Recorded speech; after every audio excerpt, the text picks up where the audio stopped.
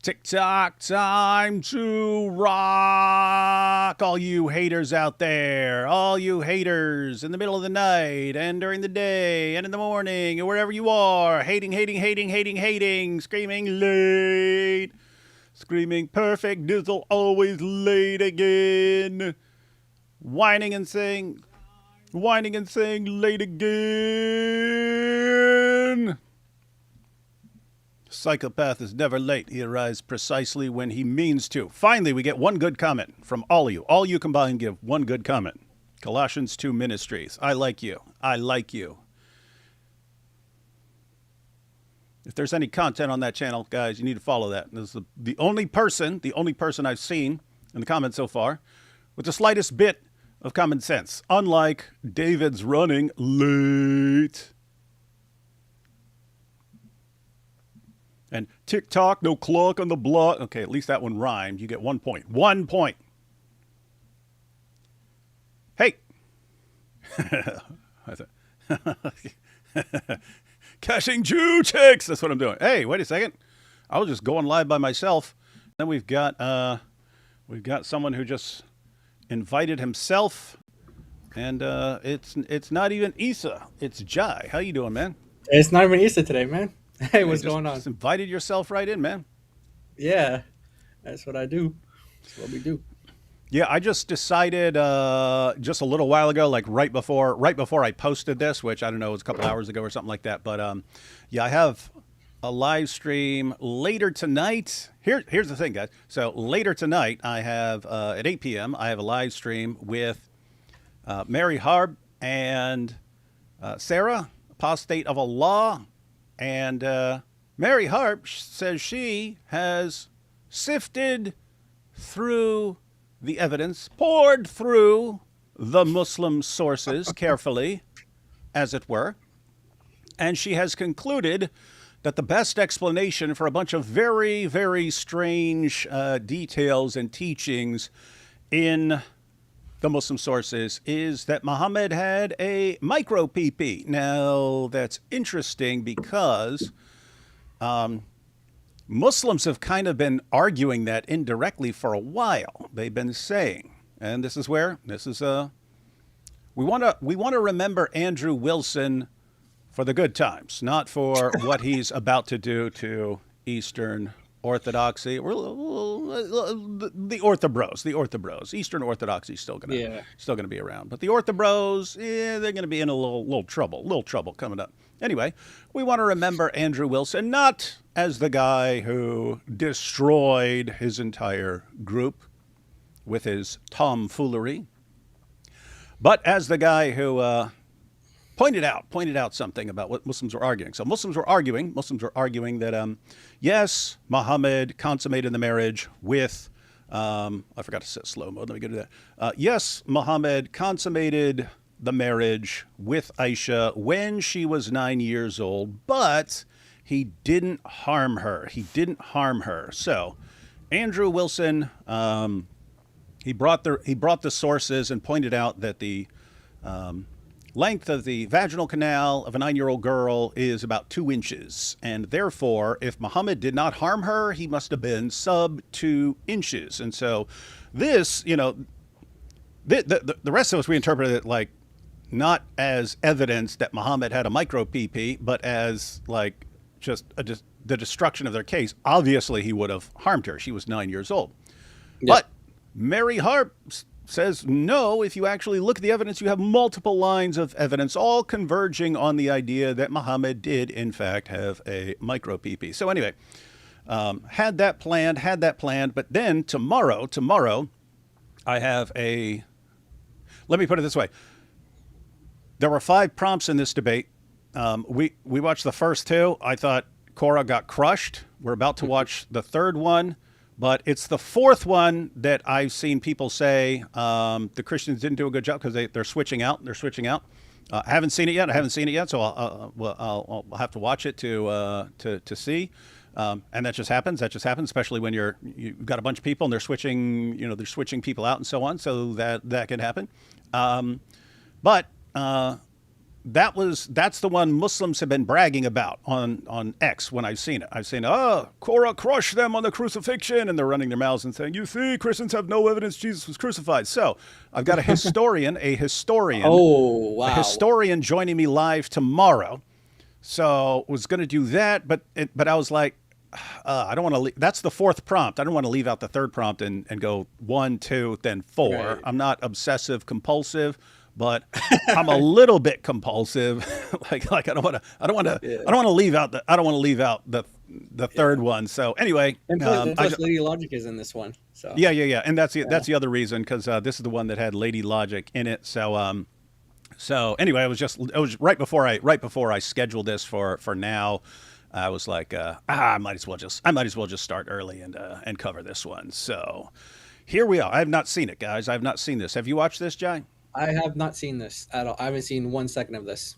Oh, then we're kind of on the same page here, because I haven't seen 1 second of this one either. Although, now, I do want to say, just in case Christine is listening, it's not because I wasn't excited she was in it. It's because I wanted to give a raw reaction on a stream, which, like David said, we didn't plan this, but I had assumed that we were going to do it. So I wanted to save the raw reactions for the streams. But I was looking forward to it. I just haven't seen it at all.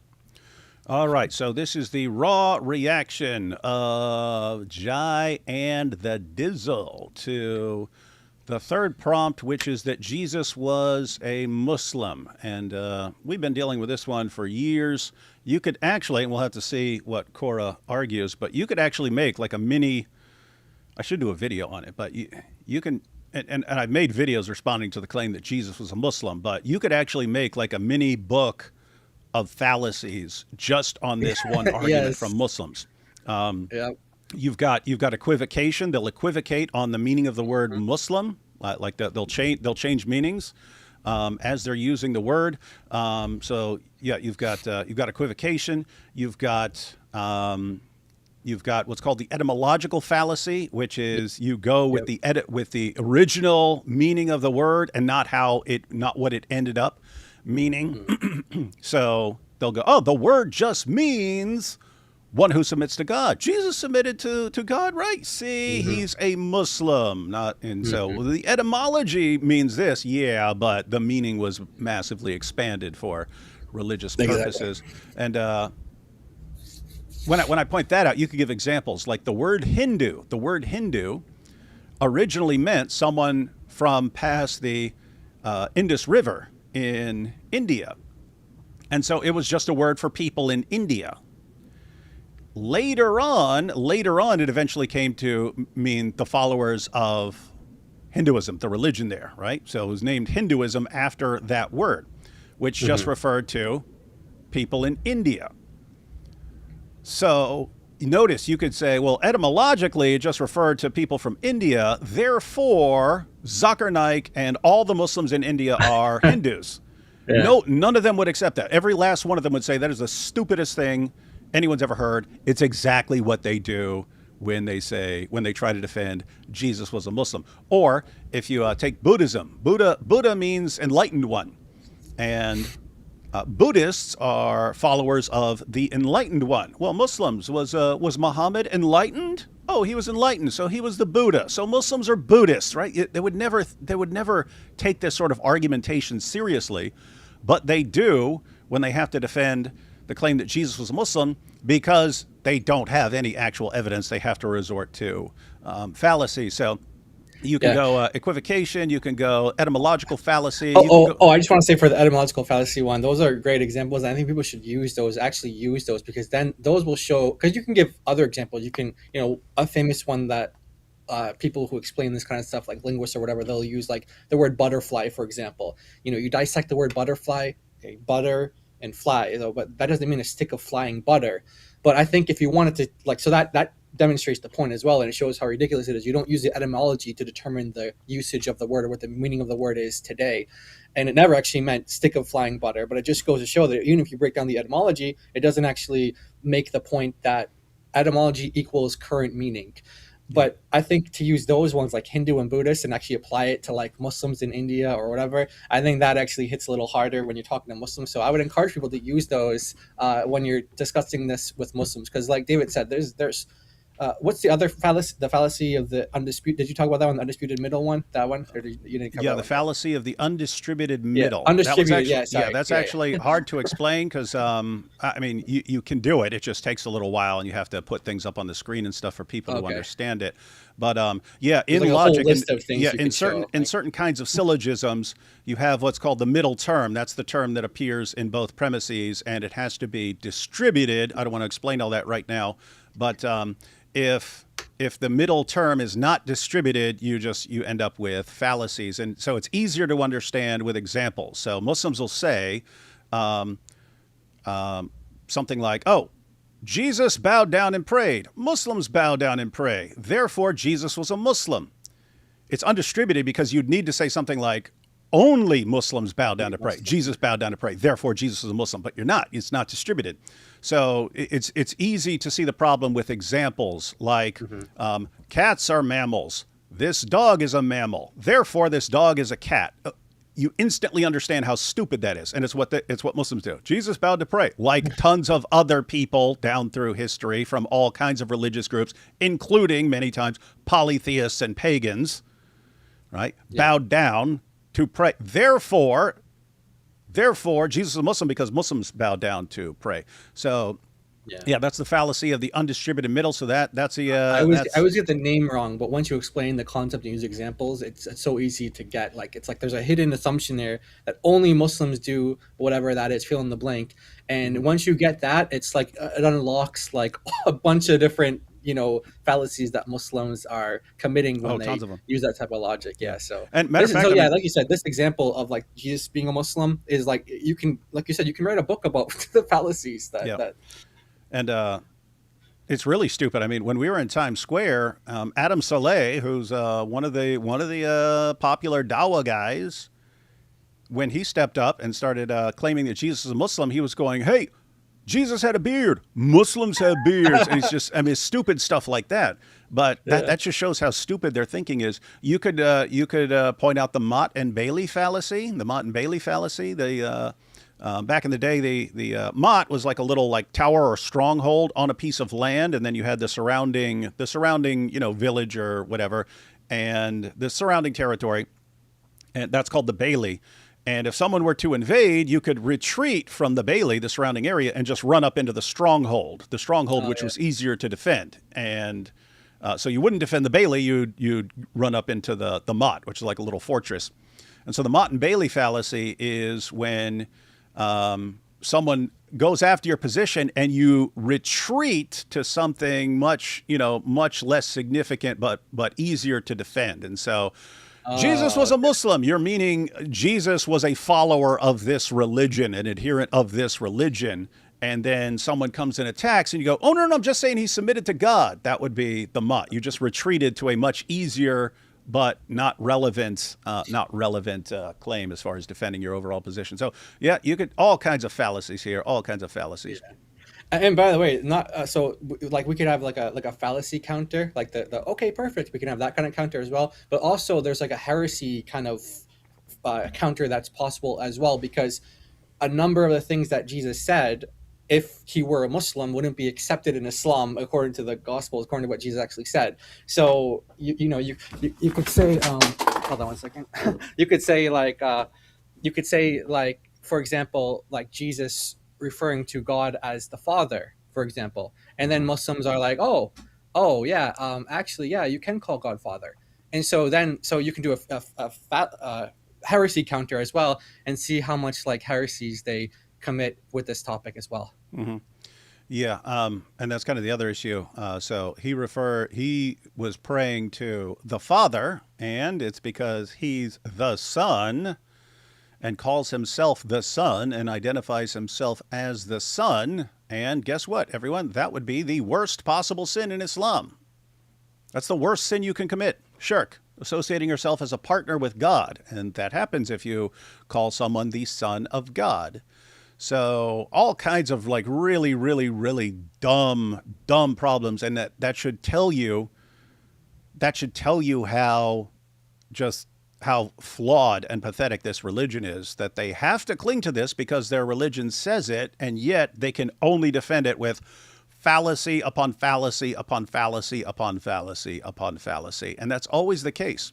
And if you expand to other Muslim arguments, it just gets worse because they always have to engage in some sort of fallacious reasoning, just like on the Islamic dilemma. So we bring up what the Quran says about the previous scriptures, and that the Quran affirms the inspiration and the preservation and the authority of the previous scriptures, going so far as to say you have to believe in all of it, and if you only believe in parts of your book, Allah will send you to hell. You have to believe in all of it, or He will send you to hell. So he's very clear. You have to believe in all of your book. What does almost every Muslim tell you? Nope. The Quran is just saying believe in parts. It's just saying to believe in parts. Oh yeah, which parts is it telling us to believe in? Only the parts that agree with Islam. And Allah uses this as an argument for why we should believe in the Quran and Muhammad. And the argument is, well, He's affirming your scriptures, therefore you should affirm the Quran, right? Yeah, so the Quran is affirming our book, right? No, just parts. Which parts? The parts that agree with you. But it's not affirming the other parts, right? No, it's only affirming the parts that agree with Islam. Okay, so I'm supposed to be impressed because the Quran affirms the parts of my book that it agrees with, and it doesn't affirm the other parts. But notice, why would we? So this is an argument for us. It's trying to tell us why we should believe in Islam. But in order to use this argument, for this argument to get off the ground, we have to assume that the Quran is right and that it's the word of Allah, so that we can take it at 100% factual and therefore get rid of everything in our book that doesn't line up with it. And then whatever's left that lines up with Islam, we say, oh, wow, what after we took out all the parts that disagreed with Islam, what's left lines up with Islam. Oh, my goodness. Now we can conclude that the Quran is the word of God. Oh, wait, that's what we had to assume at the beginning, and Muslims tell us we have to assume, and that means that Allah's main argument for why we're supposed to believe in Islam is circular. So Allah didn't know logic, according to you guys? Allah didn't know logic? We just need like 20, we need to go with like 20 major fallacies and use Islamic arguments to illustrate all the fallacies so people can learn logic. But it's amazing like how many you can do with just one topic. It's actually crazy like how many you can do with this one topic. I think we just did like 3 or 4 just right now.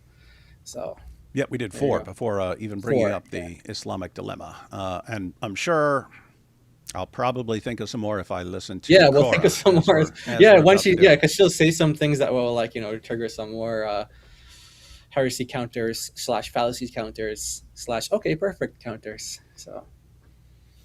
Oh, by the way. What's up?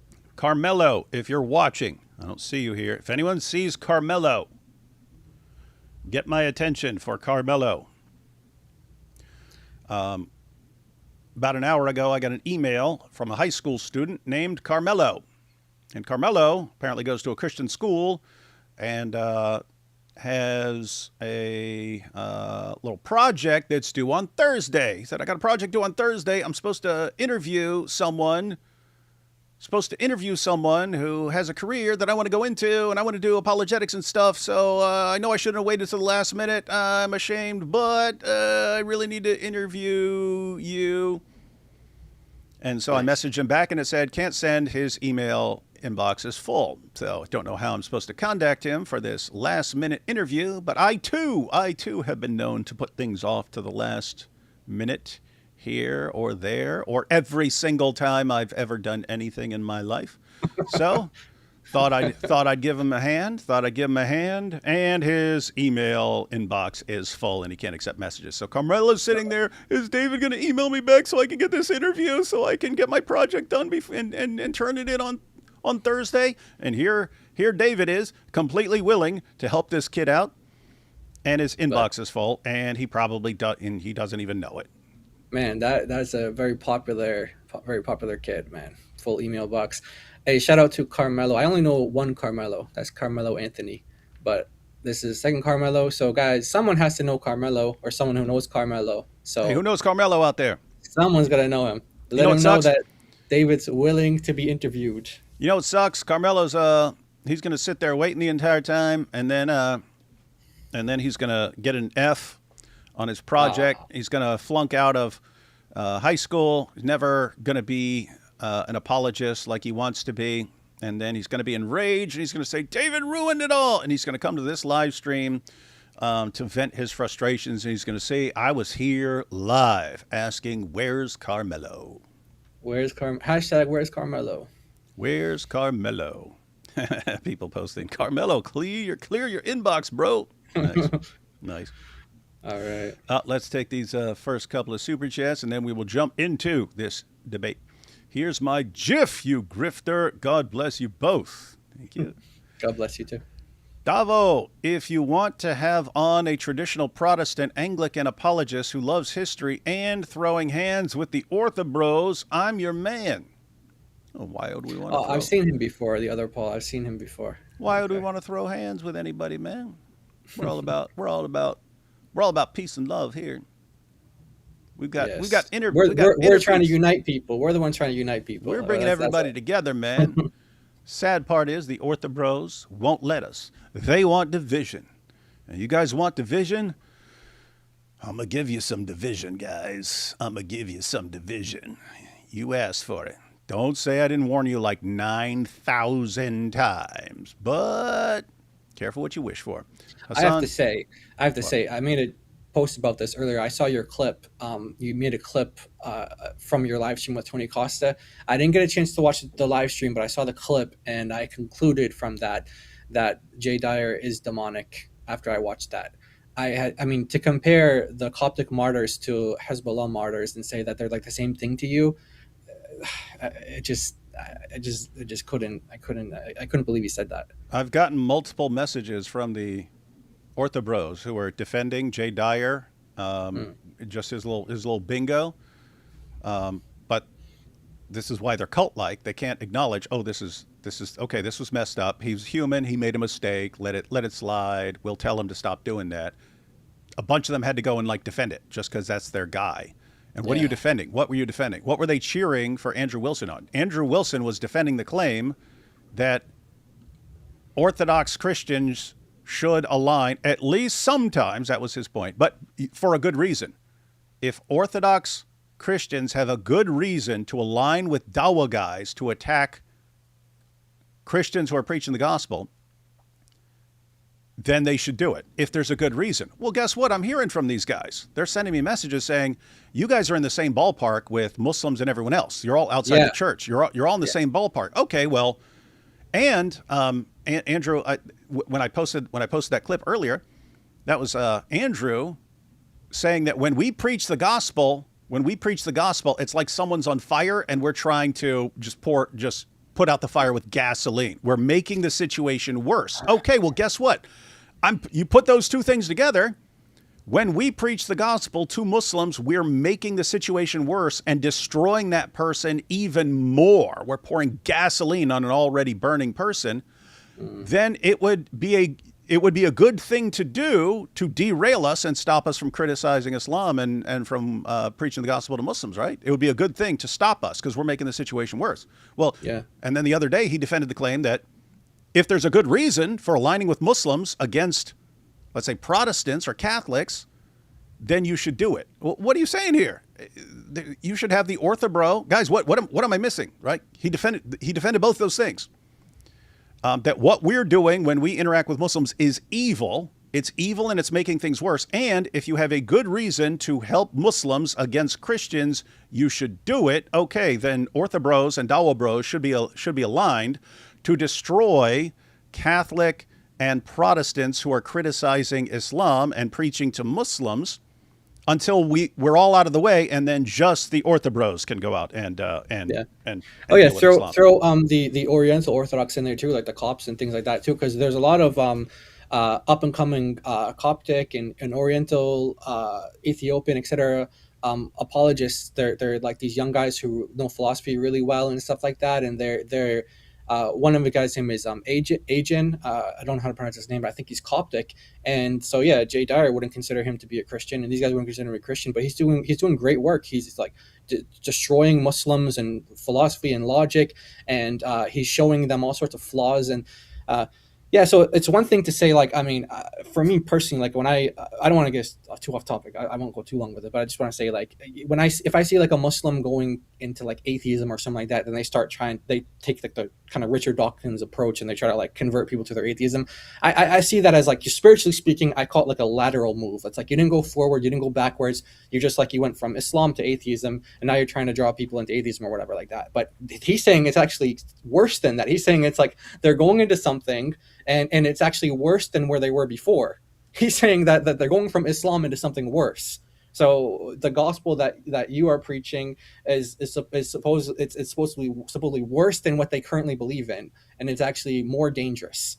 And that's why I say this is just demonic. This is just demonic. These attacks are just demonic. It's a serious, serious problem. But don't worry. You got a problem? I know a problem solver. Yeah, that's right. That's right. Mo and Dazut said Hassan Shibli claimed Buddha was a Muslim. Oh, there you go.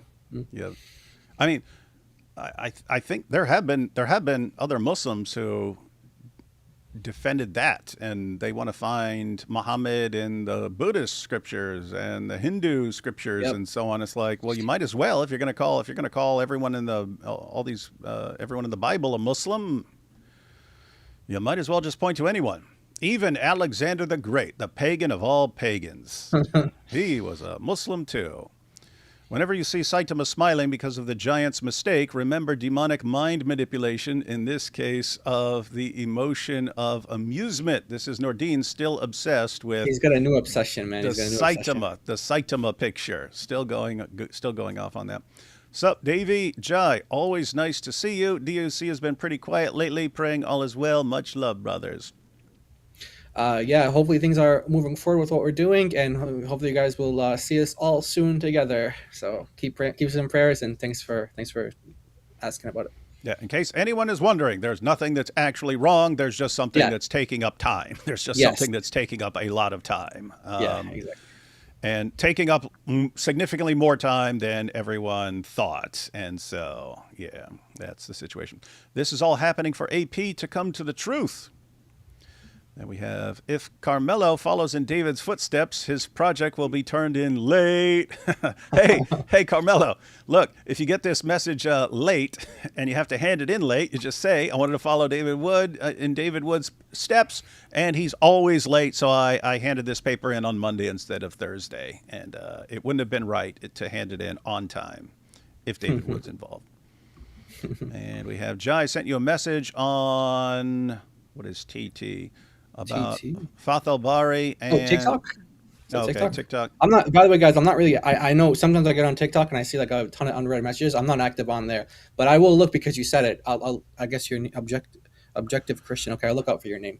About Fath al-Bari and Sahih al-Bukhari 6130. Can you lend me a hand? Oh, okay. This is interesting. So yeah, Sahih al-Bukhari, in the English translation, includes commentary from Ibn Hajar al-Asqalani and Fath al-Bari. And so I guess they're asking about that.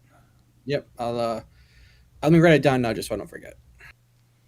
And last one, then we'll jump into the video. My name is Abin Sak Majr al-Asawak. I am the slave of Allah. How dare you mock Islam in the presence of the slave of Allah, the most merciful.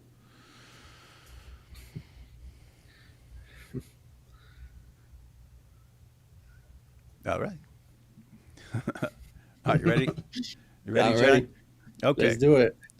We have not seen... Get our counters ready. Our counters ready. We haven't seen any of this. Let's find out if Korra has a better case than all the Dawa guys who've come before her, because their case sucks. Let's find out. My next prompt is, Jesus is a Muslim.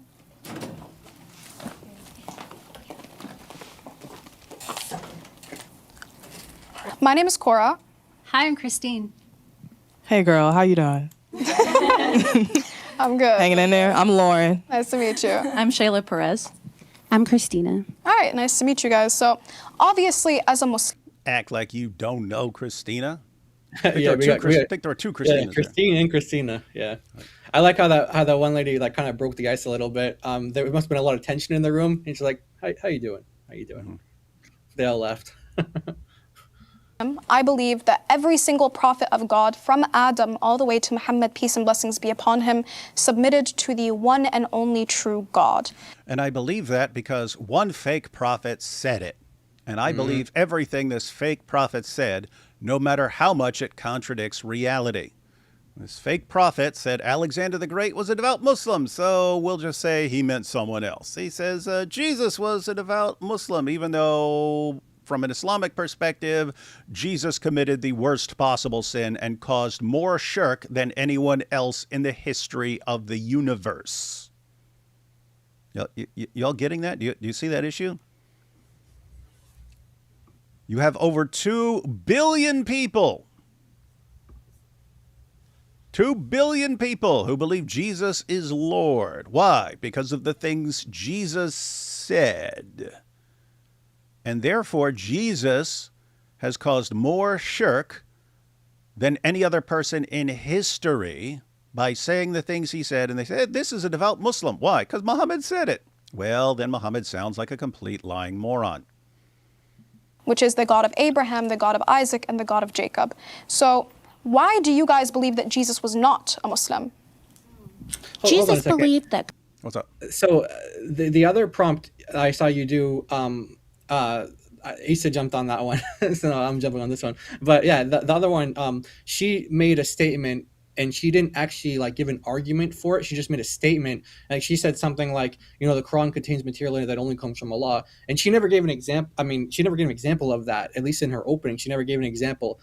But now she's doing the same thing here. She's just stating, she's just making an assertion. She's not giving an argument. If I remember correctly, Christina, she'd make an argument and then the Muslims would respond to what she actually said in the argument. But she's just making assertions and like, oh, we believe that all the prophets were Muslims and Jesus was a Muslim. But what's the argument? What's the argument? There's no argument there. I mean, I'm sure she's going to get into it, but I just noticed this, that she just makes assertions without trying to defend them.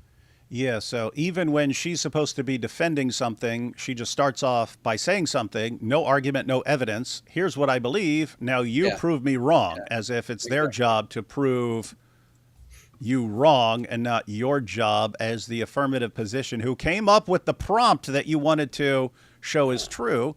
But you don't have any burden of proof. But maybe she's going to go somewhere with this. Let's find out. A Muslim. Jesus believed that God was the Father. Do you affirm as a Muslim that God is a Father? Yeah, so what do we mean by Father here? What does Father mean? Father can mean metaphorical or literal. So we believe that Jesus is the begotten Son of God. And we believe that God is a father metaphorically and that the children of Israel are his children. Yeah, I want to add something. Yeah. I think we can't divorce Judaism from this conversation. Jesus was Jewish. He followed Jewish traditions. He was born of Jews. So if we're going to say anything, Jesus was a Jew. So I'm curious why you're not leading with that or acknowledging that. I'm guessing already that the reason she's encouraging them to go with this and then saying, what does it mean, is she's probably a fatherite, right, Jay? I'm guessing she's a fatherite. She seems to be in that camp. Now, I don't, with Korra, I don't know too much about her other than that one conversation I had with her, a couple of years ago. And then turns out she said she was only like a teenager at the time. But according to we don't actually know how old she is. She gives different ages to different people, or different people give different ages of her.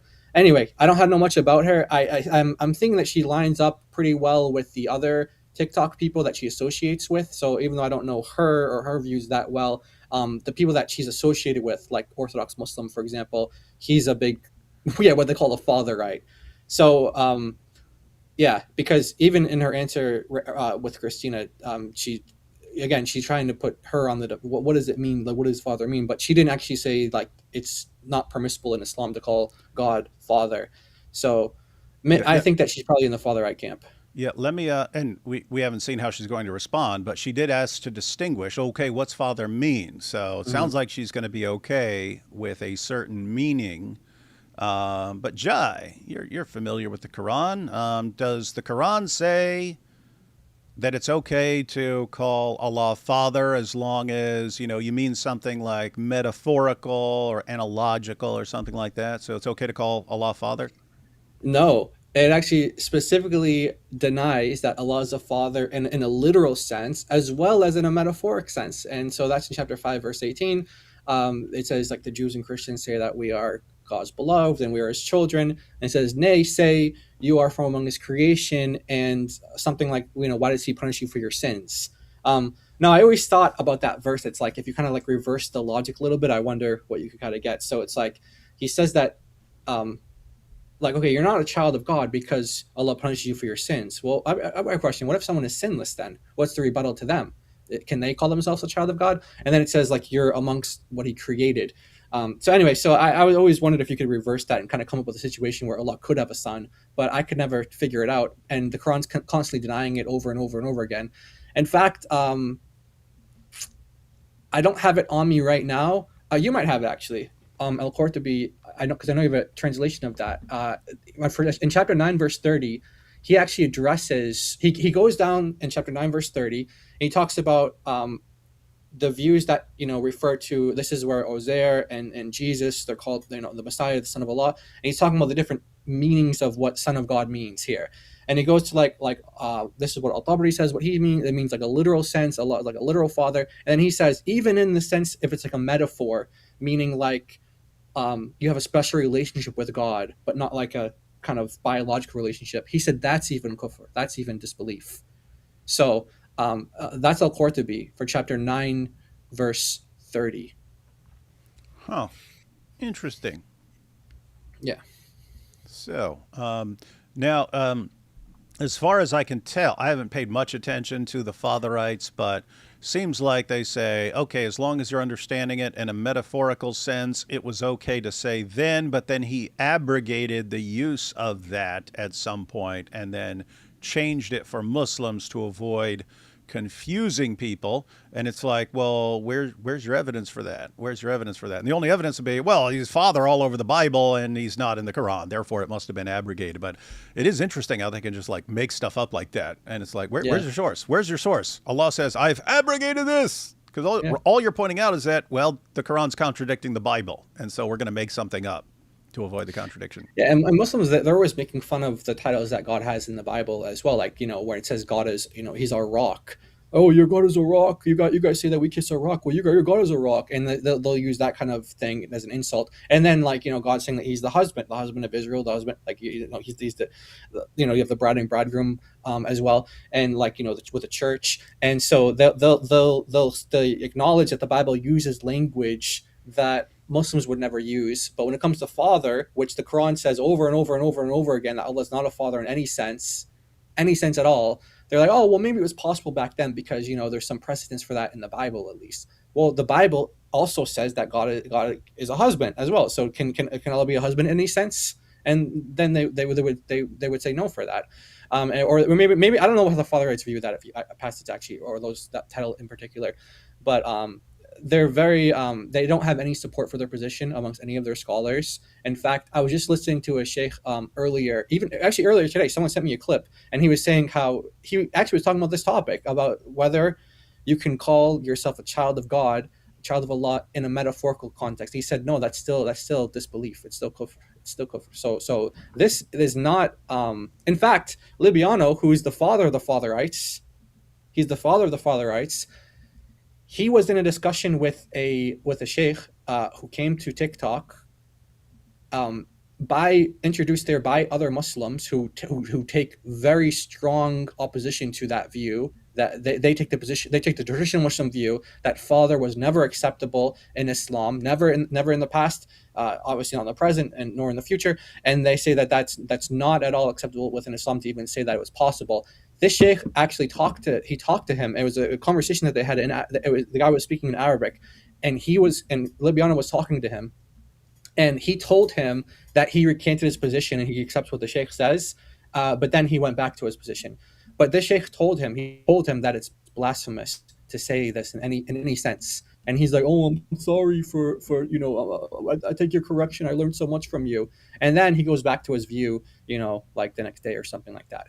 So he talked to like a sheikh about this before, and he told them off. Multiple of these guys have also contacted other popular sheikhs as well, and they've commented on the topic, everyone is saying the same thing. You cannot have this in Islam. This is not Islamic. You can't even believe that Allah used to be called Father. And they just have all that other side, like the non-Fatherite side, they have all the Islamic support on their side. The Fatherites are just completely lost. But guess what? It's the Islamic dilemma that forced them to say that. That's the reason why you have Fatherite Muslims, is because of the Islamic dilemma.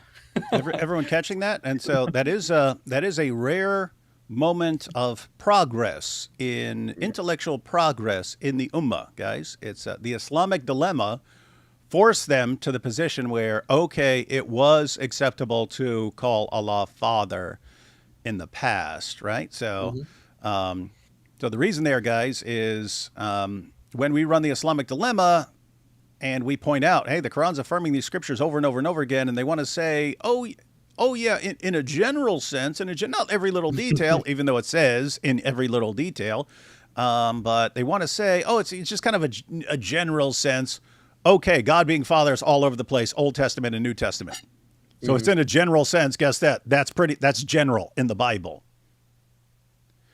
And so they're kind of forced to say, all right, must have, if the Quran's even affirming it in a general sense, then that's all over the Bible, so we can't deny that one. And now you've got some Muslims saying it was okay to call Allah Father back then. But then he changed his mind and said, no more Father. I'm not your father anymore. I disown all of you. Weird times. Oh, and by the way, and I just remember this, but in chapter 9, verse 30, it says that they're just repeating the statements of disbelievers of old, or something to that effect. I don't have it in front of me right now, but it says that, so in other words, it's not just something new Allah is repudiating. He's saying that they're repeating disbelief statements of previous times. So he's not saying like back then it was okay. He's saying no, it was back then, it was still blasphemous, still wrong, and they're still repeating this blasphemous, thing. And he says, may Allah destroy them. That's what it says. Yep. So whoever says that Jesus is the Son of God in any sense, Allah wants them to be destroyed. Yeah, so guys, you catch that? It's saying that when Jews call Ezra the son of Allah and Christians call Jesus the son of Allah, we're imitating the unbelievers from the olden times. We're imitating the pagans. Well, what's the problem with that? Following this reasoning, why did Christians call Jesus the Son of God? Because it was revealed that way, but Allah didn't really mean it. And now he calls for our destruction because we misunderstood him, right? We took it too seriously. So the Fatherites are actually claiming, nope, it was revealed that God is your father. God is your father. And then you get to the Quran. He's like, nope, I have to destroy them for saying that Allah has a son. Well, that would be on Allah, wouldn't it? He revealed it that way. Weird times. All right, here we go. Yeah, because I'm asking you guys why you do not believe that Jesus was a Muslim. So I'm asking from your perspective, what exactly is deterring you from the belief that Jesus was a Muslim and you essentially establishing that he was a Jew? Can you define the word Muslim? I know you said a submitter to the one true God. Okay, can I say something really quick? Because I know you have a lot to say. And so these are such beautiful sisters, and you are doing a great job. I love your psychology. What I'm noticing about you is that you... That's not what Muslims mean when they say Jesus is a Muslim. That's where the equivocation begins. Already doing it. Yeah, it's already doing it. It's a submitter to the one true God. Yeah, notice. That's not what Muslim means. Yeah, notice, even if Islam is a false pagan religion, you could still, according to that definition, call Jesus a Muslim because he submitted to the true God, even though the God of Islam is a false God. Is this really what you guys want to do? Show something that's completely meaningless, just based on the etymological meaning of a term? Is that all you Muslims mean when you say Jesus was a Muslim? Is that he submitted to the true God, even if it's not Islam, even if it's not our religion? Is that what you mean? Or are you saying he was a follower of your religion? You know what you mean, and you lie like this every freaking time, and then you demand that we take your stupid claim seriously. It's pathetic. It's absolutely pathetic. And I'm assuming she's going to roll with this. Yeah, I'm sure.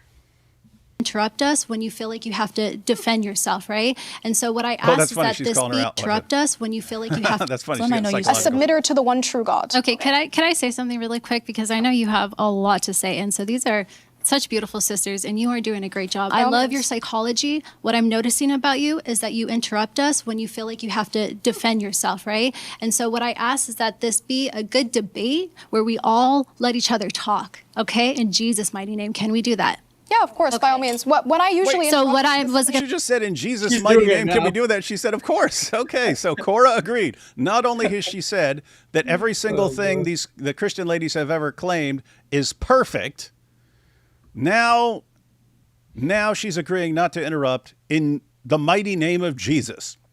That's good. I keep looking around because I wanted to find the volume to check out Court to be. I know you got it somewhere, but you have a ton of stuff. But that was a volume 4. 1 second. Okay, volume. You go ahead and talk for a second, Jay. All right, what's up, guys? We're good. All right, David is going to be looking for El Court to be for chapter 9. So we're gonna chapter 9, verse 30. So, how you guys doing? What's up? What's going on? Hey, did anyone reach out to Carmelo? Anyone got any confirmation on Carmelo? And know for sure if he's gonna clear up his emails so we can get in touch with David. Anybody know? All right. Let's see. I'm just asking if anyone got in touch with Carmelo. You got it. You got the volume. Of course I do. What do you think? I'm not going to have Court to be? I'm the Court to be master. Yeah, guys. So I like the psychological breakdown that she just gave. It kind of tells people like you're clocking them and you're like, hey, look, we know what you like. We can hear what you're saying. We hear your arguments, but we can also see through you. We know what you're doing and why you're doing it. And that kind of like it kind of throws people off sometimes when they're doing something like dishonest or doing something dirty, because they're like, oh, you're noticing that. And then maybe she'll get a little self-conscious and she actually won't cut people off as much, but we'll see. This is interesting. This is saying that no Jews who call Ezra son of God remain. That's funny. Oh, sadly, the whole thing died out, which raises the question: well, why did Muhammad say that on the day of judgment, Jews in general are going to be asked why they worshipped Ezra? It's confusing. Oh yeah, that's a good one. Huh. Let's see. The apparent meaning of the words of the Christians is that the Son of God means a son by lineage, as the Arabs say about angels. This is the first part, and he gives like a Tabari's view, another, but then this is good, but then the next part is what it is. So they did translate this. That's good. The Christians agree that the Messiah is God and that he is the Son of God. Ibn Atiyah said, it is said that some of them believe in sonship by way of kindness and mercy. This idea also cannot be applied to him. It is unbelief. Oh, yeah.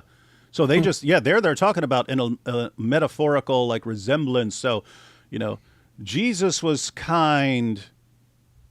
They're just saying, so some people said, well, maybe the Christians just mean like in terms of kindness and mercy, Jesus is kind and merciful. So he's metaphorically a son of God. And he says, this is unbelief. This idea cannot be applied to him. Yep. Interesting. And that's kufr in Arabic. So he's saying that this idea with all the Fatherites out there, they are doing something when they say that, oh, it was allowed. Okay, of course it's not in a literal sense, but it was allowed in a metaphorical sense. Nope.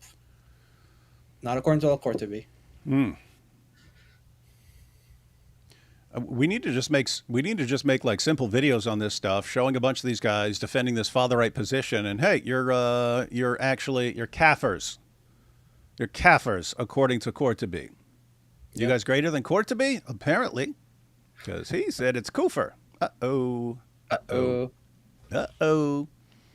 All right, let's see what we got here. What I wanted to say is that Jesus Christ, our Lord and Savior, he cannot be put in a religion that came 600 years after he died and rose from the dead and was and ascended to heaven with so many witnesses. This religion comes over 600 years later in the 7th century. How are you going to tell us all these things when it happened first? Jesus came here first. He lived. There's historians that prove this. But what I do know is that there's two definitions to Muslim. There's Yes. lowercase m, which means one who can submit to God, lowercase m. Then there's uppercase, right? There's Well, by the way, if you just went with etymology, it's one who submits, right? Yeah. There's nothing about God Okay. in there. There's nothing about God in Okay, there. so if someone's into some weird practices where someone has to submit to the pervy other, Hijab could tell us all about this stuff, because he's the he's. I mean, no, you can even use just a verb in a sentence to, like, he submitted to the police, and you're gonna use, like, he submitted to the police. So he's a Muslim. What, he's a Muslim to the police. He's a Muslim to the police, or something like that. Or he's hang on. So Jeffrey Epstein eventually he submitted to death if he ended himself and so on. So he would he'd be a Muslim because he submitted. That's what the word means. So hey, we need to make some absurd videos like that as well. There's too much we need to do, man. We need to get cranking. These guys are saying completely idiotic, nonsensical stuff like it's a sport, and they get away with it because we don't call it out fast enough. So they just run around with this stupid, insanely stupid stuff. So this woman here, I have an idea. Okay, so you can, people who do incredibly evil acts, they're submitted to an evil ideology, right? So people who commit, Satanists, horrible acts, Satanists submit to Satan. Satanists submit to Satan. Therefore, they are submitters. Therefore, they are Muslims. Really? You guys just want to go with the definition? I'm thinking even people who do acts of terrorism or something like that. Let's say they don't identify as believing in Muhammad, but they are submitting to an ideology. So maybe, according to Dawa guys, these guys were actually Muslims. Why? Well, they submitted to a particular ideology, and that's what all Muslims means, to submit. When they say to the one true God, that's just adding something in there. That there's nothing in the Arabic that says to the one true God. So if you're just going by the etymology, or you're just going by what the word means according to its root and etc., there's nothing about submitting to God. So yeah, you can come up with all sorts of scenarios.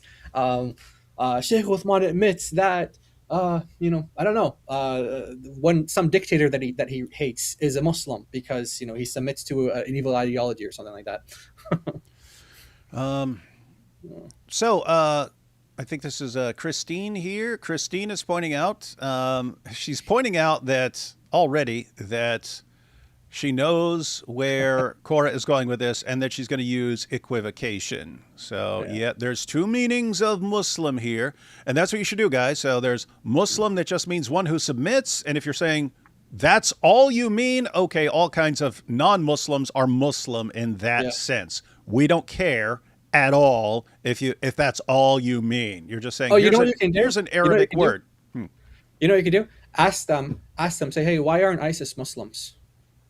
Just ask them that. Ask them why aren't ISIS, and then they're going to tell you, because they contradict the teachings of Muhammad. Oh, so it's about Muhammad. It's not about submitting to. Okay. So just ask them those kind of questions. You don't even need that, because a lot of them would believe that that those guys are Muslims. Say, hey, why those Nazis there, they submitted to Adolf, so they're Muslims, right? They're Muslims in that sense. Okay, is that the only sense that you're saying Jesus is a Muslim? Like anyone who's ever submitted to anything is a Muslim? Okay. Completely stupid and irrelevant point. Are you claiming that he's a Muslim in the religious sense of one who submits to Allah, the founder of the supposed founder of your religion? Is that what you're claiming? Or are you just claiming the completely irrelevant, pointless one? Because they want to keep switching. They want to claim the second one, and then when you object, they don't want to defend it. They don't want to defend it because they can't, so they switch to the other meaning. You notice that's Mott and Bailey. That's Mott and Bailey. Here's what we're really claiming, this big claim. As soon as you attack, no, we're just saying this. We're just saying this tiny little thing up here in our fortress. Pathetic. Absolute. Dawa is pathetic, guys. Wow. Yeah, it's bad. It's bad. Here we go. It keeps getting worse, too. It keeps getting worse for them. So, yeah, so the way that they're saying Jesus is a Muslim is not how they would say Muhammad was a Muslim. Two completely different definitions. Mm-hmm. And by the way, she gave what is just a completely normal person's instant reaction to hearing Muslims claim Jesus was a Muslim. What are you talking about? Islam came along later. And then, of course, the Muslim response is, no, but we believe that Islam was here all along and that Jesus was a Muslim. Okay, but there's no evidence for that. And that's why you guys have to resort to logical fallacies and equivocation to defend. Oh, no, Abraham was a Muslim because he submitted to God. That's all we mean. That's all we mean. Pathetic.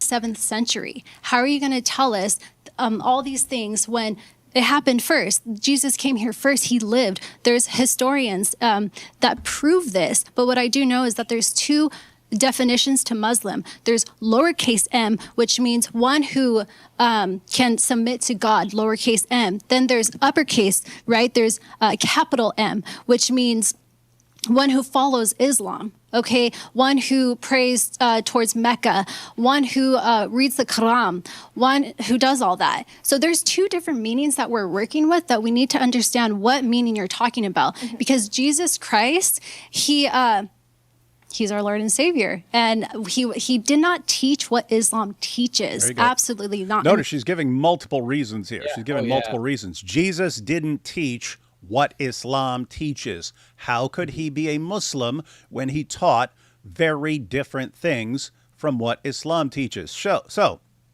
she's giving good response. But guys, what she just did there, you should always do that. Hey, here are two possible meanings of Muslim. One, there's this bare etymological meaning, or an adherent of your religion. And she kind of went a little too far because she said, praying towards Mecca and, reading the Quran and stuff. They don't have to believe that. They don't have to believe that because they believe that there were different revelations and that the Qibla, the direction of prayer, could be different at different times. So they don't need to mean that Jesus was doing all that, but he does need to be following the core teachings and principles of Islam, which in the New Testament, he definitely did not. Very different stuff here. Yeah, by the way, also, the Muslims will divorce the submitting to that the Quran tells you about, which is you have to submit to Muhammad. That's is it 464, right? Is that the verse 464? Where you have to submit entirely to Muhammad. That's 465, Jai, get it right. Oh, okay. I gave you like 6 seconds to correct yourself. Okay, 465. Yeah, okay, 465. There you go. So, but in that verse, really important verse, guys, that tells you what kind of submitting is necessary to be a Muslim. It's not, you just submit to God. No, you have to submit to everything Muhammad said. Everything. And there's some crazy stories to why that verse was revealed and like what the background for that is. And it's just all about submitting to Muhammad. Wait a minute. What the heck is this, man? Because people in the chat are saying Muhammad Hijab's live. I knew he was live. I didn't care, but I wanted to check and see how he's doing. Look at this. This live stream was just like an afterthought where, okay, I don't want to skip the third prompt, and so I want to do it. Whereas Hijab now has his weekly Tuesday call-in live stream. We've got over 1,000. Muhammad Hijab has 867 watching. How is that the king of Dawah? How is the king of Dawah?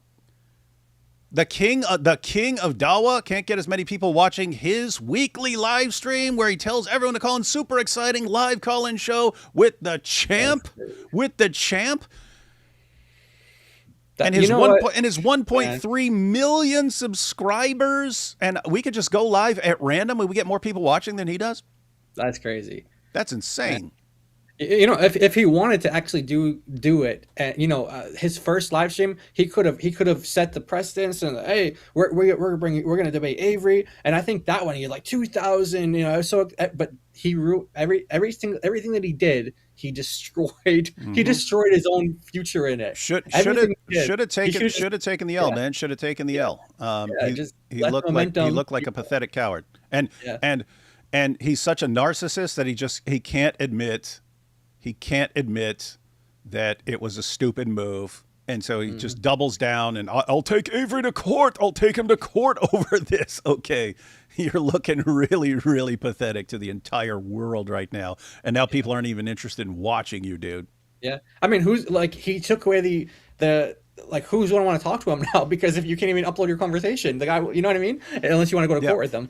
And, so it's like he just kind of took that away from everybody. Like, who wants it? You know? Yeah, and I mean, what's crazy is the live call-in shows. We're going to be starting once Jai's back, guys. We're going to be starting live call-in shows, right? So at least a couple times a week. We'll have live call-in. We want to do live call-in shows where other guys aren't doing live call-in shows, so that there's always a time when Muslims can call in and discuss things when they want to. But the live call-in shows, because they're more exciting and you're wondering who's going to call in and what they're going to bring up, those do way better, right? So just me and Jai talking here, we'll have 1,000. Some might have 2,000, 3,000, or something like that, depending on the topic. Avery's getting 4,500 and stuff like that with the live call-in shows because people are more interested in them. So guess what? Yeah. If Hijab's doing live call-in shows and can't bust 1,000 anymore, with 1.3 million subscribers, this guy's imploding, man. Absolutely imploding. Crazy stuff. Crazy times. All right, back up a little bit here so we can get her point. He did not teach what Islam teaches. Absolutely not. And this is what we're going to talk about right now. Absolutely. So my point is, I want to see if we agree on like the main thing that she said. She said that Jesus cannot essentially be ascribed to a specific religion. Do you guys believe that Jesus was not part of a specific Jesus religion? was a Jew. Okay, so Jesus was... That's not what she said. She said you can't put him into a religion 6 years later, but 600 years later. Y'all know what 7 centuries later, baby. 600, whatever. My main question to you, because you're asking us Christians, why we believe that Jesus was not a Muslim. Allah rejects being a father in every sense.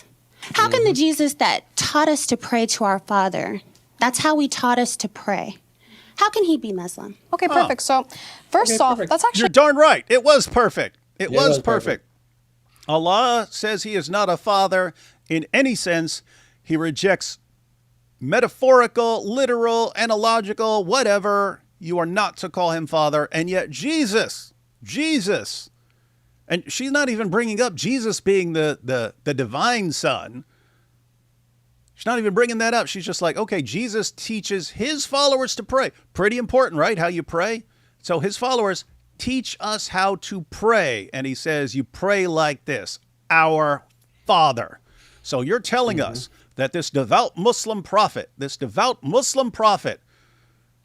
taught his followers to do something which is, according to Islam, shirk, the worst possible sin. That's what he taught, this devout Muslim prophet? So, according to that reasoning, if you wanted to make the claim, you'd have to say, according to Islam, devout Muslim prophets can commit the worst possible sins and convince billions of people to do the exact same thing. And they're still good prophets, right? Really? Don't they believe that prophets are at least free of major sins? And here you're saying this guy's a prophet and he's like the all-time king of shirk, according to your religion? Oh boy. Weird times, man. But nope, gotta defend it. Gotta defend it. Muhammad said it, gotta defend it, no matter how absolutely stupid and insane it is. Weird. Based off of a false presupposition. Allah does not negate being a father in every single sense.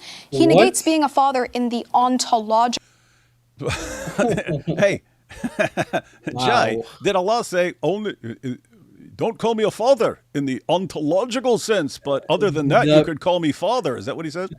No. There are. I mean, it's clear that Christians and Jews were using it metaphorically. They weren't claiming to be God's offspring. They weren't claiming that they themselves are God's offspring. And the Quran still condemns them for saying that. And we just read from Qurtubi, one of my favorite commentator. He's my favorite. He's my favorite commentator. Because of, I don't know, it's just awesome commentary. And then he'll go through everything that everyone else said and stuff. And he says, no sense do you call God Father. It's kufr. So, and by the way, according to Qurtubi, Korra is a kafir. She's a kafir, according to Qurtubi. Yeah, Korra the kafir. That's her new. Korra the kafir. Korra the kafir. Okay, so by the way, the Quran also talks about that might be her new nickname, Kafir Korra. Call her Kafir Korra. There you go, guys. Make it take off. I might change the name of this live stream. Hold up. So, okay, so by the way, the Quran doesn't only talk about Allah being a father in the sense of begetting, physically begetting or something like that. It also talks about him even adopting as well. So it rejects him being it rejects him being a father in a physical kind of offspring sense. It rejects him being a father in a kind of adoptive father sense. And it also 518 and 530, according to some scholars, say that it's a metaphorical sense as well that Allah rejects. So every single sense that you can think of, adoptive father, a biological father, or a metaphorical father, there's no sense in which the Quran allows. You're not going to read the Quran and think that it was ever okay to call Allah a father. You're not going to find that. It doesn't exist. And Allah loves names. He's got names left and right. He's got names falling out his pockets. I'm this, I'm that, I'm this, I'm that, I'm this, I'm that, but I ain't a father. Don't call me that. And oh, yeah, he's a father as long as you understand it's in the metaphorical sense. Yeah, so I changed the title to Was Jesus a Muslim? Kafir, Korra versus LadyLogic, because I didn't know what other women were there.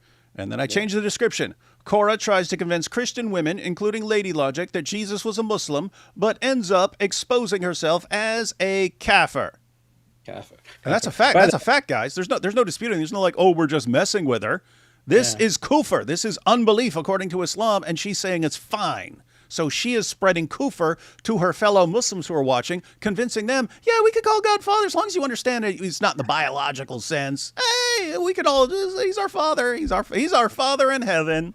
Yeah, but hey, David, it's not just fine. It's perfect. It's perfect. So hey, we should all ask, Korra, can you go ahead and pray the Lord's Prayer for us since you believe it's fine?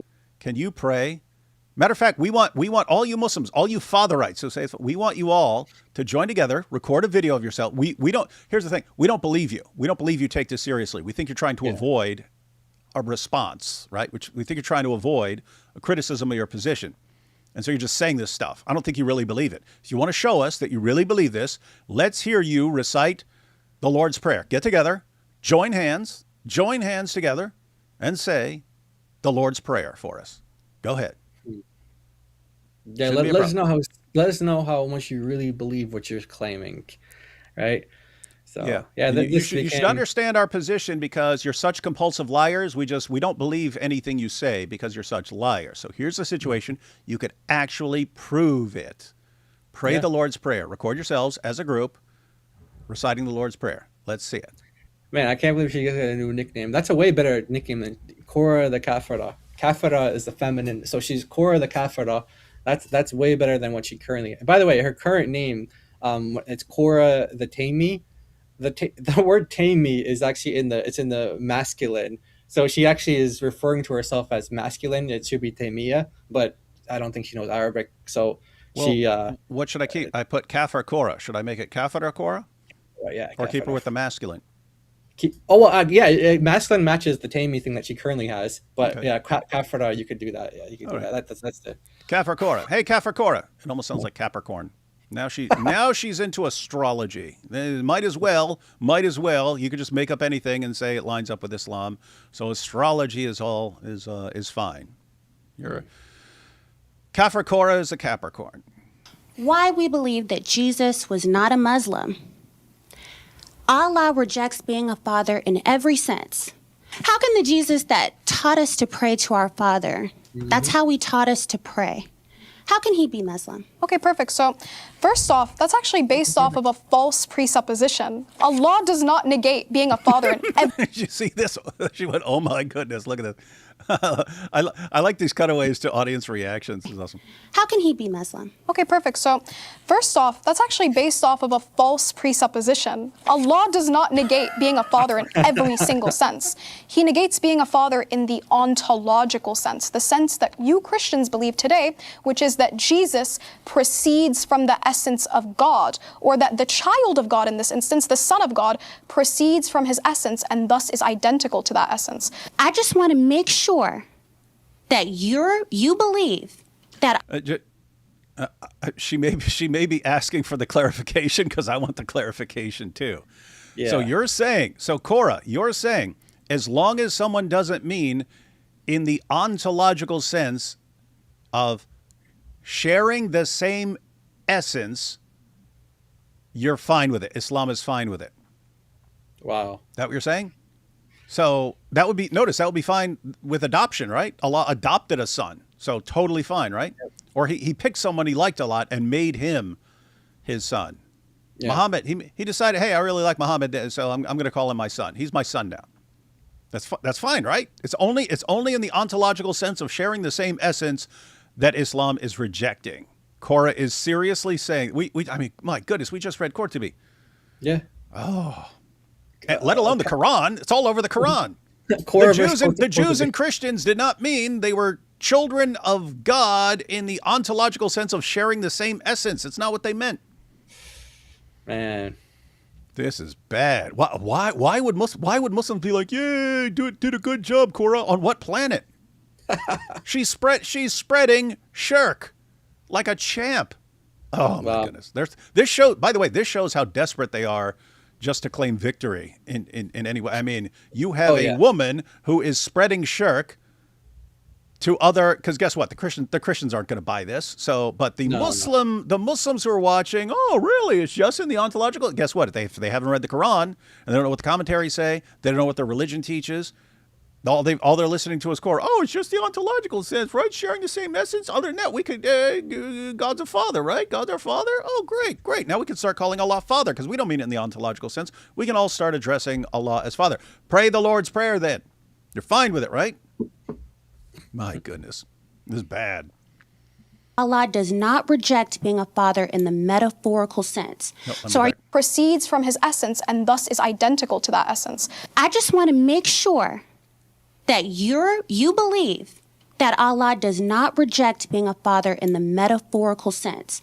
So are you saying that there's nowhere in the Quran where the Jews and Christians are referring to themselves as the children of Allah, and he rejects that claim? Okay, perfect. So that's actually interesting. Okay, I was going to mention in Surah 5, where they are calling themselves children of Allah. What's interesting is that in the tafsir of Ibn Kafir, he details what type of rejection this is.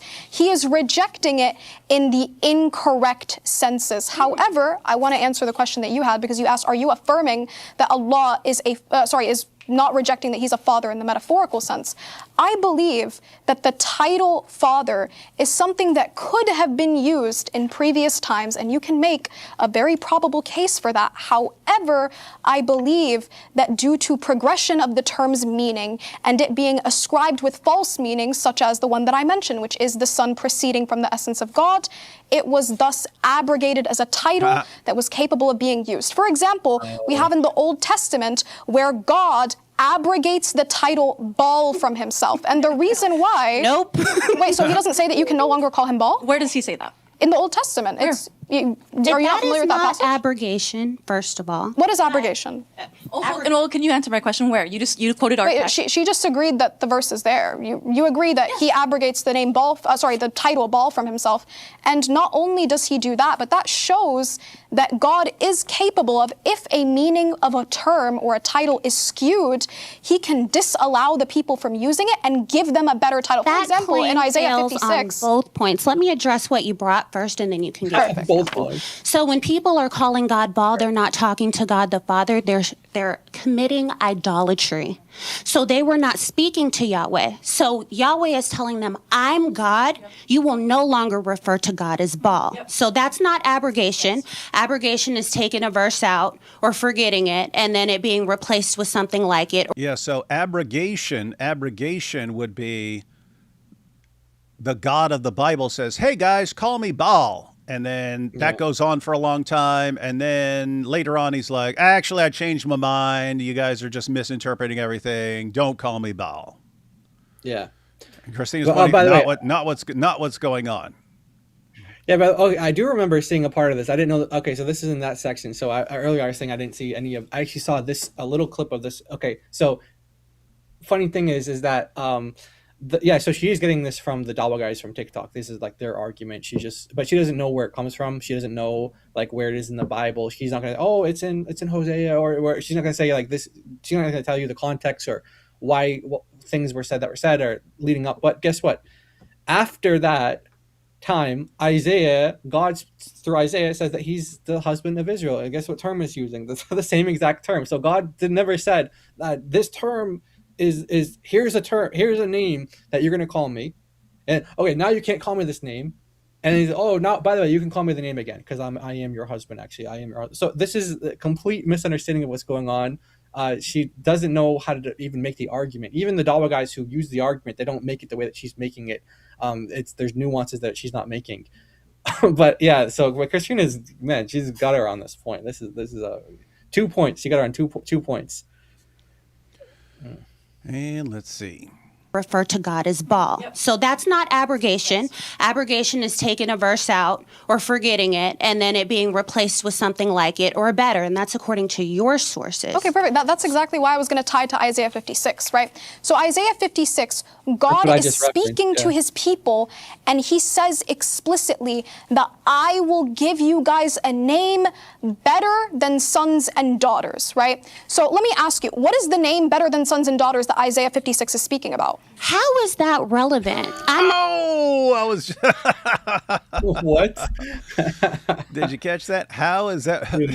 So this is Korra. What's a better name than sons and daughters? What's a better name than sons and daughters? How is that relevant? You've made multiple completely ridiculous claims. You're saying that according to Islam, God, you can call God Father, and they pointed and she's pointing out all Islam denies is in the ontological sense of having the same essence. Christina said, what are you saying that according to the Quran, it's fine for Christians and Jews to call, because they don't mean it in the ontological sense of sharing the same essence. Are you saying that's fine?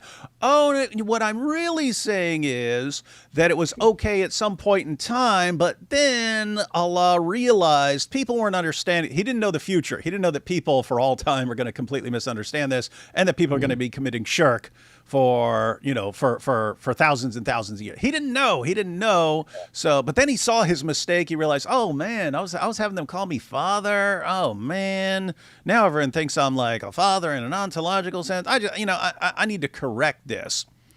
and so she says, so it was fine, but then it was abrogated. Really? You got anything that where this is said, this is abrogated. This is abrogated. No, they make that up because of the Islamic dilemma. And they want to affirm, general confirmation, but God being Father is all over Old Testament and New Testament. So that would be part of the general meaning of the Bible.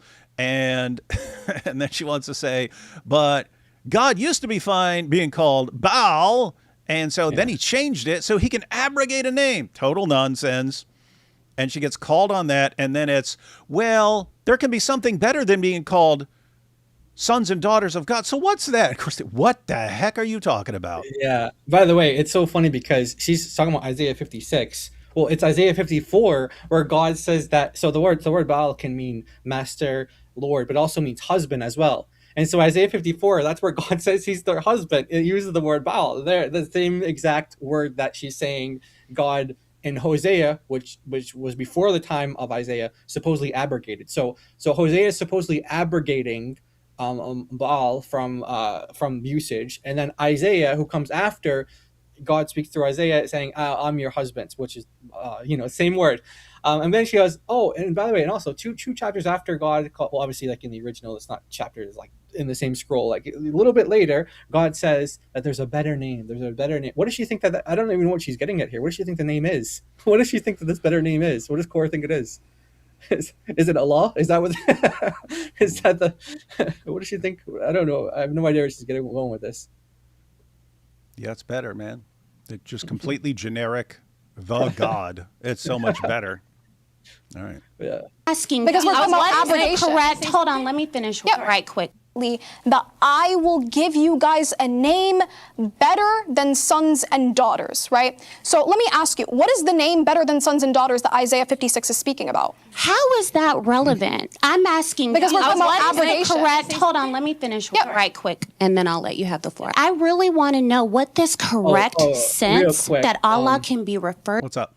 Okay, so I didn't hear how she worded this the first time. So she's saying she's saying that I'll give you a name that's better than sons and daughters, the everlasting name that God mentions in Isaiah 56.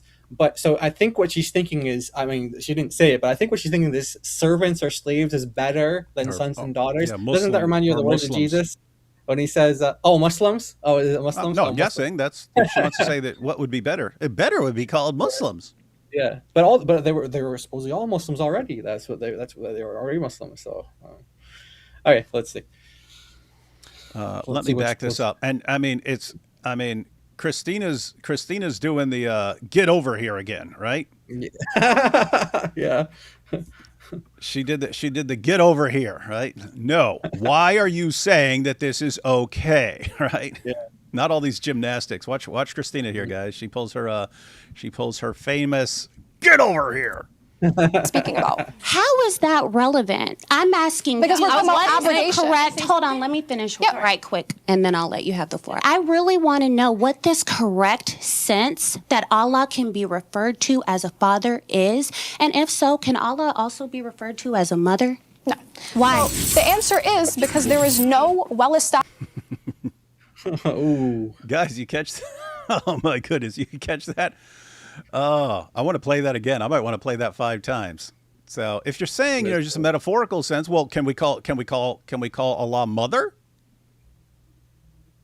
Because he produced, he metaphorically gave birth to everything by creating it, right? So we call him mother, right? Call him mama, mama la, huh? Mama la.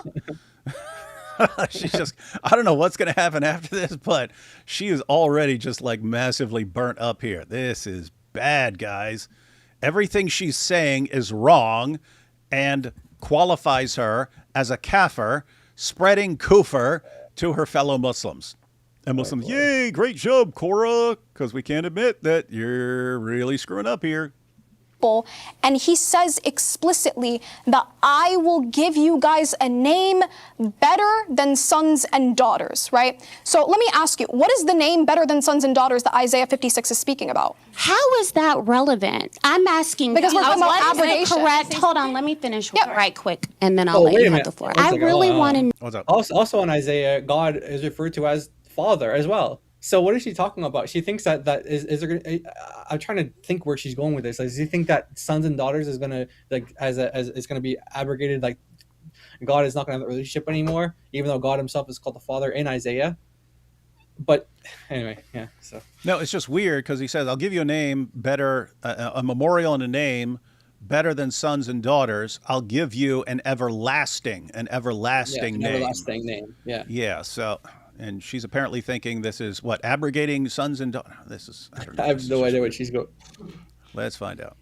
Give you guys a name better than sons and daughters, right? So let me ask you, what is the name better than sons and daughters that Isaiah 56 is speaking about? How is that relevant? I'm asking because we're talking about what is abrogation. correct? Hold on, let me finish Yep. right quick, and then I'll let you have the floor. I really want to know what this correct sense that Allah can be referred to as a father is, and if so, can Allah also be referred to as a mother? No.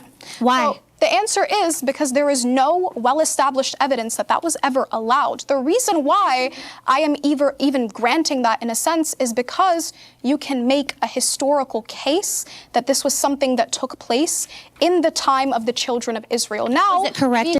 So, guys, Again, the Islamic dilemma forcing this is Islamic dilemma forcing them into this position, because otherwise, if Allah in the Quran says, "Don't call me father," not in any sense, then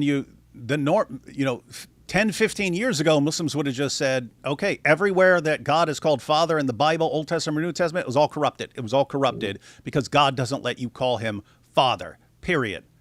Now, because we've been pushing the Islamic dilemma, which they've only got a couple ways to go, but the way that Korra's crew goes is it's general confirmation, not every little detail, but general confirmation. Okay, that's part of the general teaching of the Bible that God is your Father in heaven. So what do you do with it? Oh, it must have been okay then, but not now. And she really didn't get the point because Christina replies, oh, if it's just a metaphorical sense in terms of God being like a father in a sense, in a metaphorical sense, could we then describe Allah, call Allah mother? Because in a metaphorical sense, he produced us all the way a mother produces a child. So why can't we just call God mother? And she says, well, there's no historical precedent for that.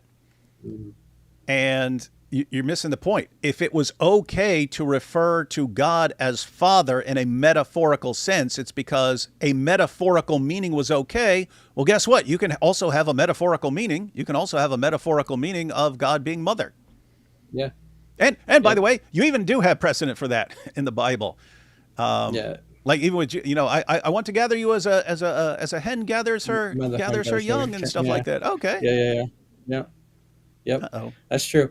By the way, yes, this is actually really funny. So the anti-fatherite kind of group on TikTok, they actually came up with a bunch of different examples of this as well. They were saying like a chair. Oh, can you call Allah a chair? Because a chair gives you support a lot. So they were just giving like whatever like crazy example you could think of. They were even saying like toilet, and they were saying all sorts of things, like whatever you can give a meaning to and say, give some positive spin on it. Like, oh, well, you could say that Allah's a chair because he gives you stability, he gives you support. So can you call Allah a chair? And they were just going, and so this ended up being the response, which is what Korra is giving now, which is like, oh, there's no precedence for that.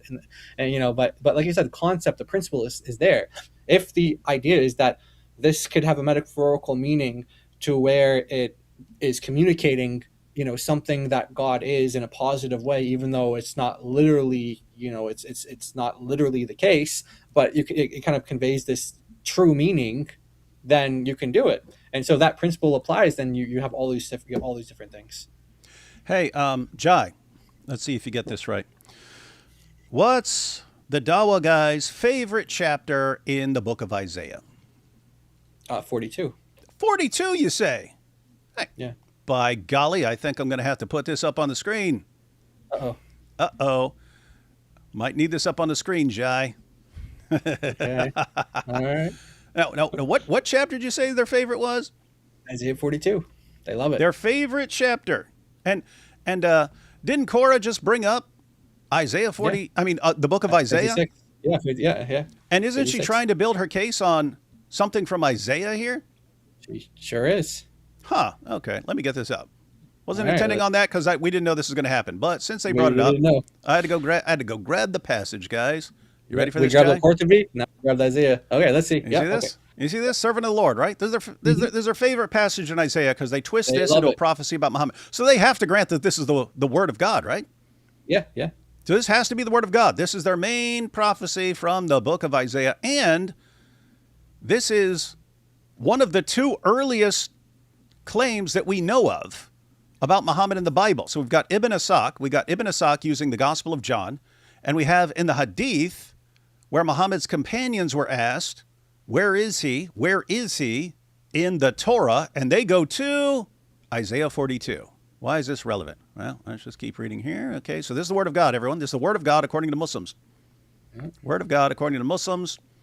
Oh, look. This is Yahweh speaking. Verse 14, he says, for a long time I have kept silent.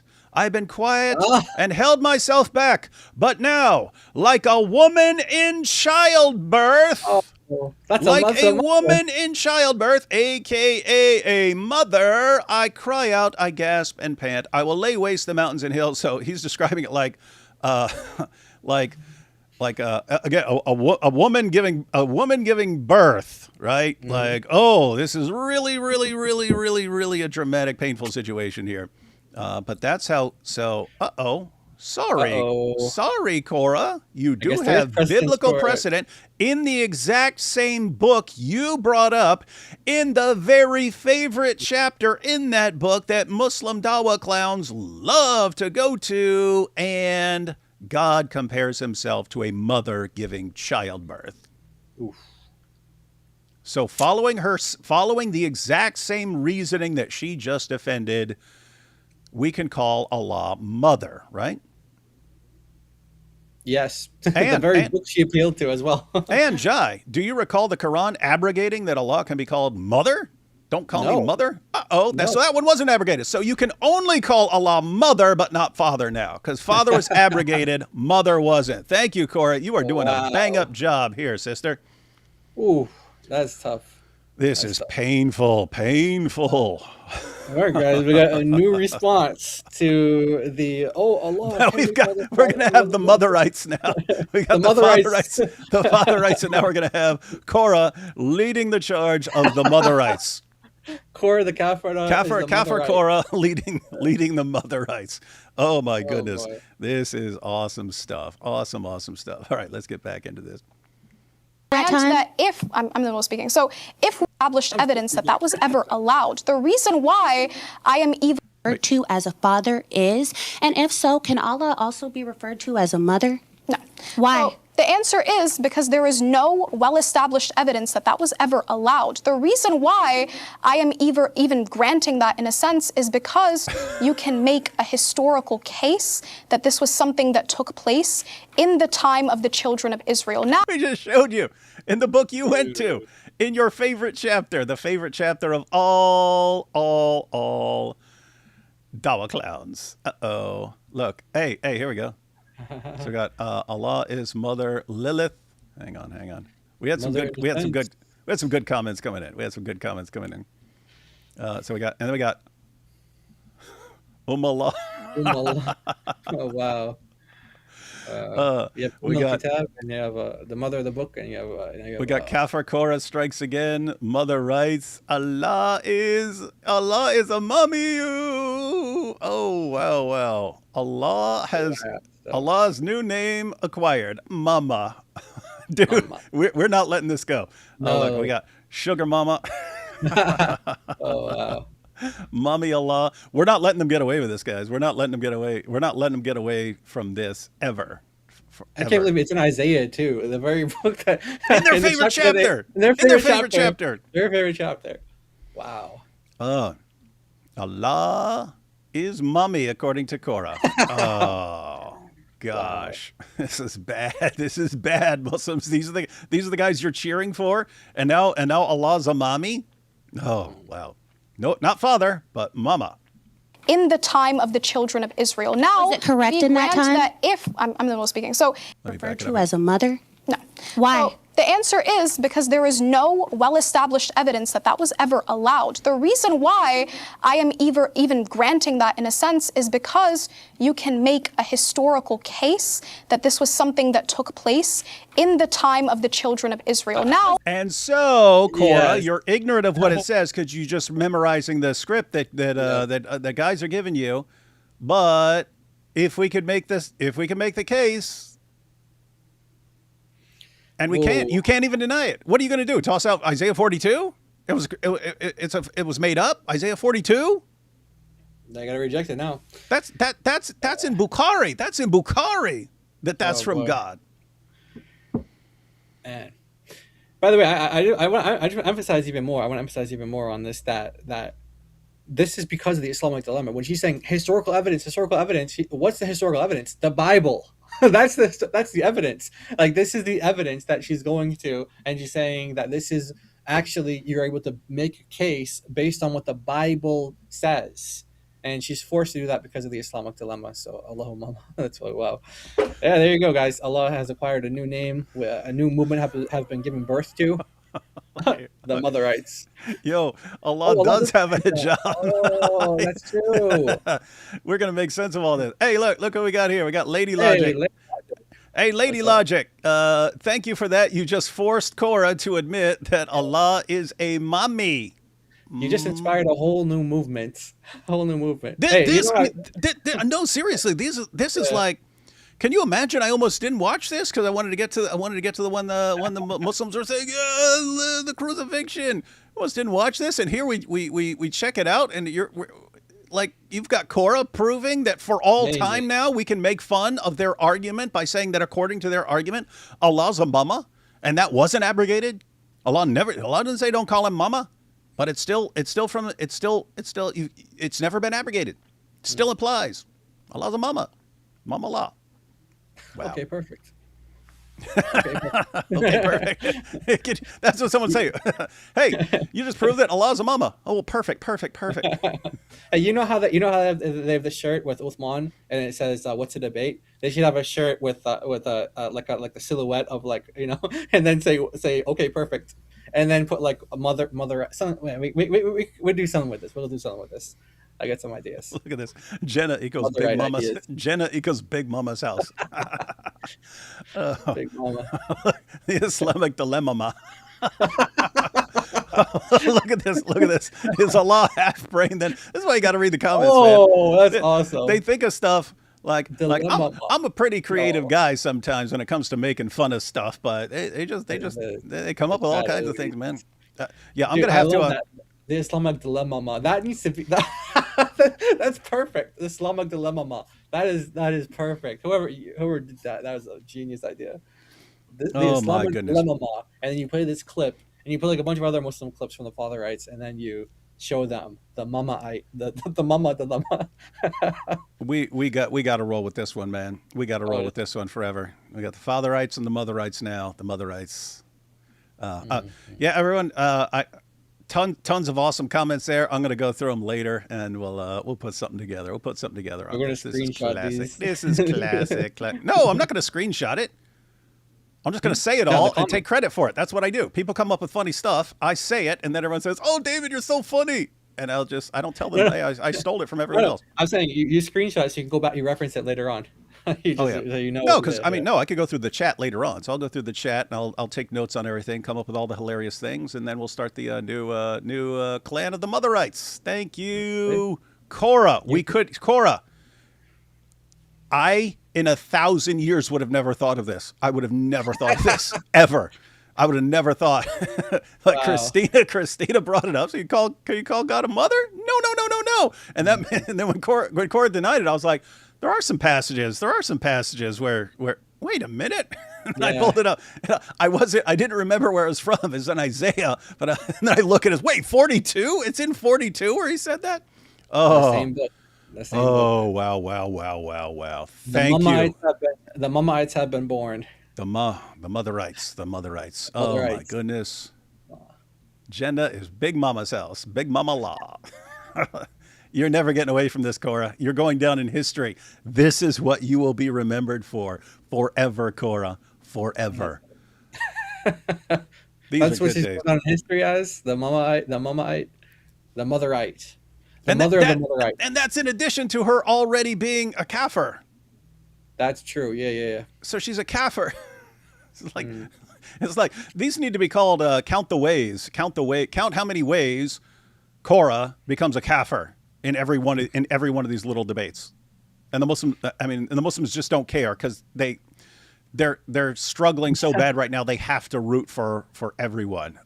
Oh, let's see if they root for you when we spread the clan of the mother rights, the Muslim clan of the mother rights. Good times. Correct We in that grant time? that if I'm the one speaking, so if we grant that if it was correct in that specific instance, it would have been correct in that specific meaning. In so, what And the sense? reason why, perfect, in the sense that creator, sustainer, the one who be a loves, creator so without on and being so a father? forth. Wait, hold on. The way that they were using it was in the context of a creator or a sustainer or essentially a Bismama. Oh wow. Hey, Jai, recite the Bismillah with The Bismillah. Bismillah. Ar-Rahman. No. You need the feminine versions of everything. Hold on. The way that they were using it was in the context of a creator or a sustainer or essentially a slave and a master relationship. Say we only see any reference to that in Hosea, and he's specifically correcting that. He said, "You will no longer call me Baal." Do you know who Baal is? Oh, wait, Yeah, I one believe second, that one was a second. false god that the Canaanites worshipped, correct? Yeah.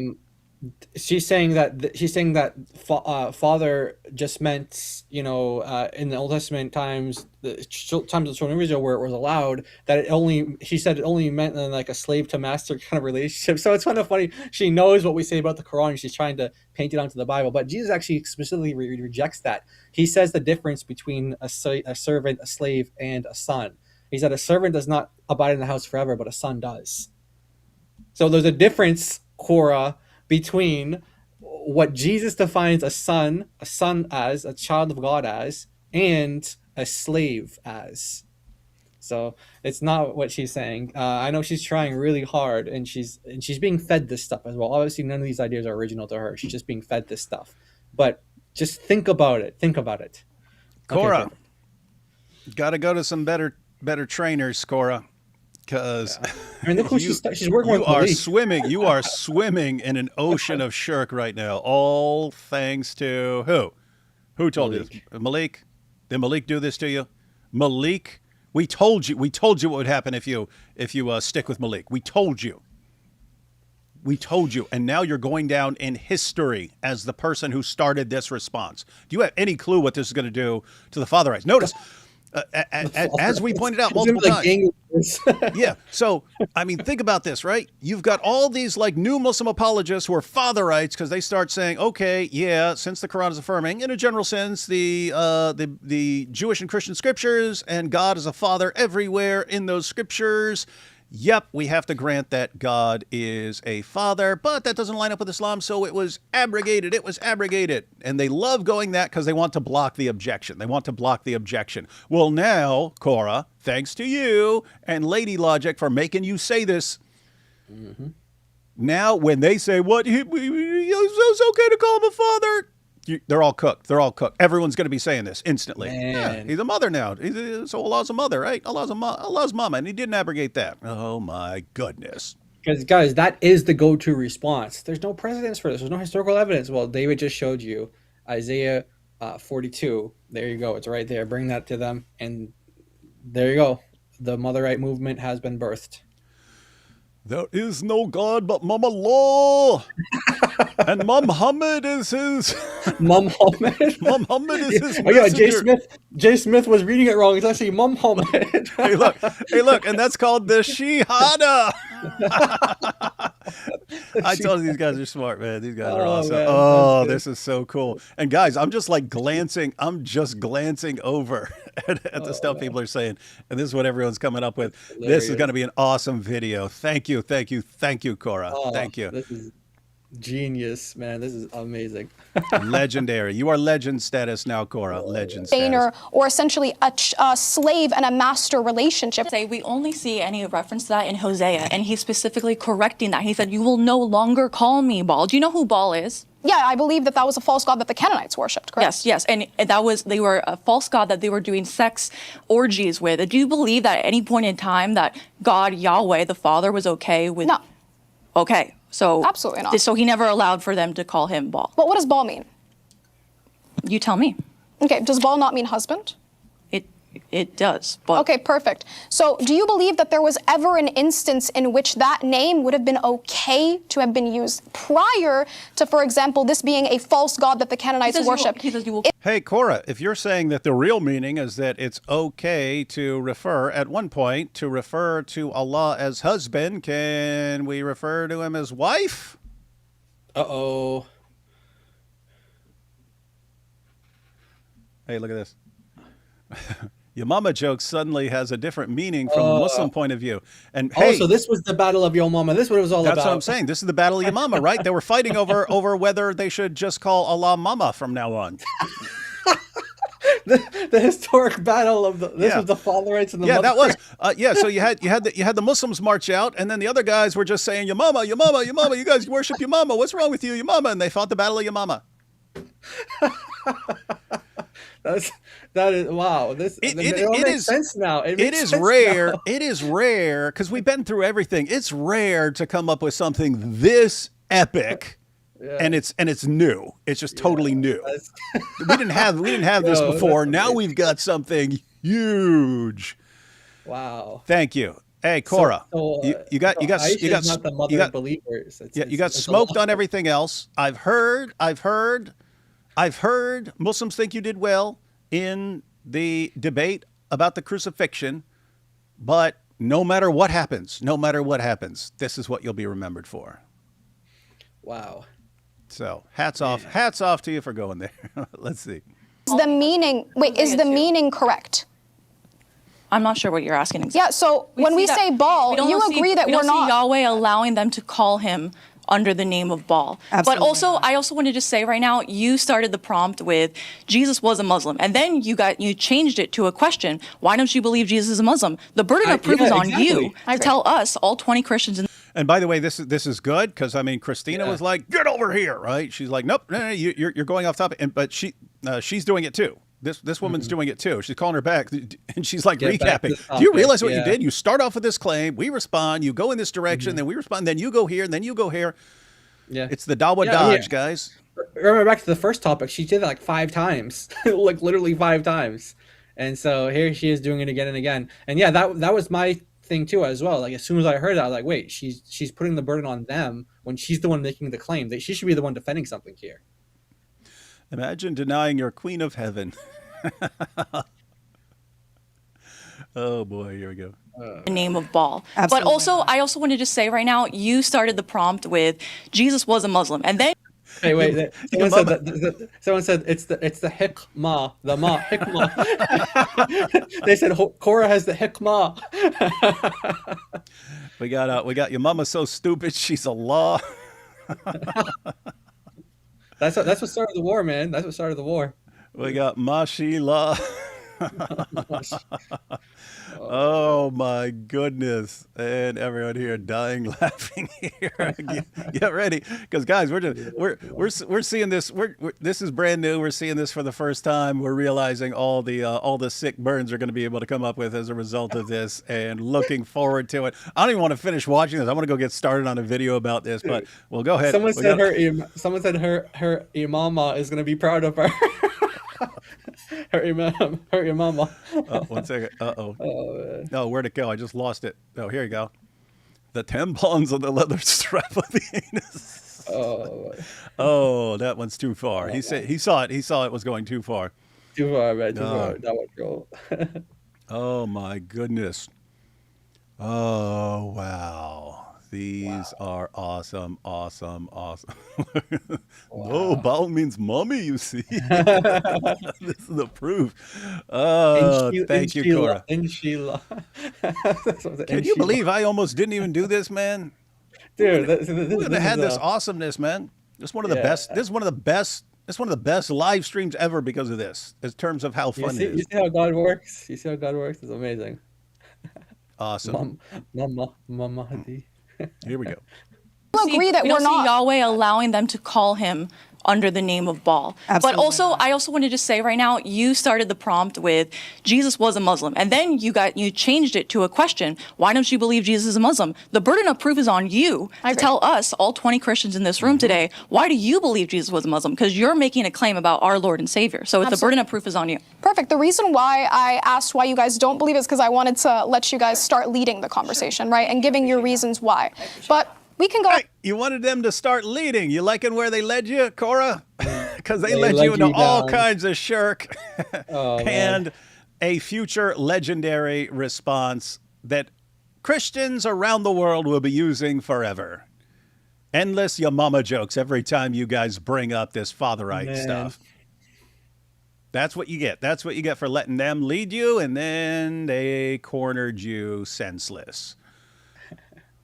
And start with the reasons why I believe that Jesus was a Muslim. Obviously, external to the Bible, I believe that this theology is reflected within the Quran. I believe that Jesus is explicitly called a servant of God, and he explicitly identifies himself as such, that he is a submitter to God. And not only does it do that, but it also says that the people who followed him in graciousness and righteousness were also Muslims, right? This is gonna be really hard to focus. This is gonna be really hard to focus. Mama knows best. Allah knows best. This is gonna be really hard to get back on the. Oh wow! Great. Word to you, Mom. Oh, crazy. I can't even pay attention anymore to what's going on. Back it up a little bit. Here we go. Explicitly identifies himself as such, that he is a submitter to God. And not only does it do that, but it also says that the people who followed him in graciousness and righteousness were also Muslims, right? But the main point that I want to make, because I want to tie back to what you said, lowercase m and uppercase m. So the reason why I specified submitter to the one true God is because I wanted to make sure that there was no confusion on what I meant by Muslim.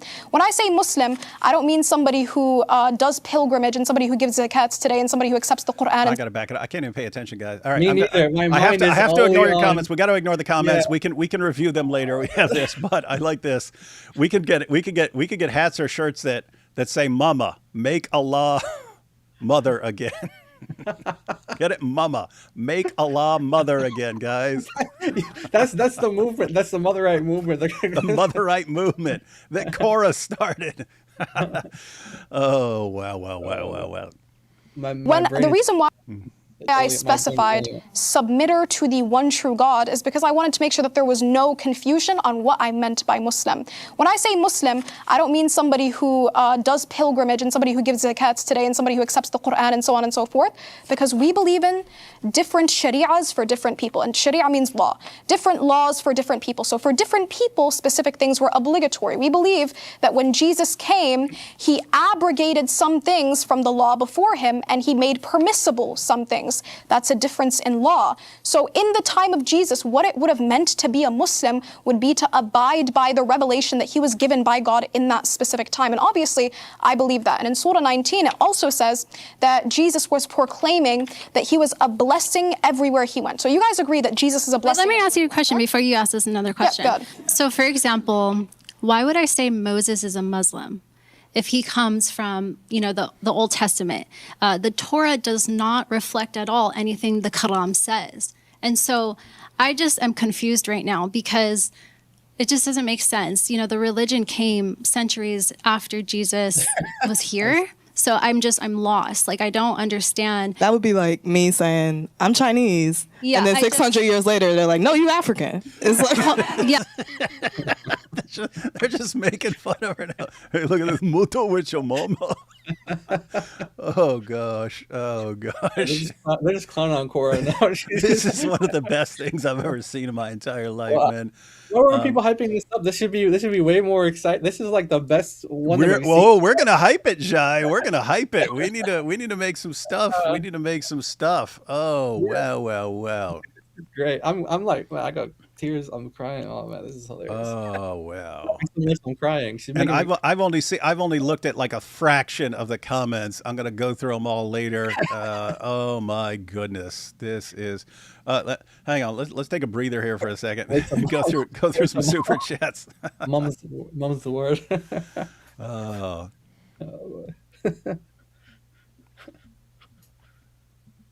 Let's see. Why is she dressed like a Sith guard? That's kind of cool. Maybe she's like Mike Winger and all that Star Wars nonsense. Lying is haram. Taqiyya is halal. Allah Akbar. This is before.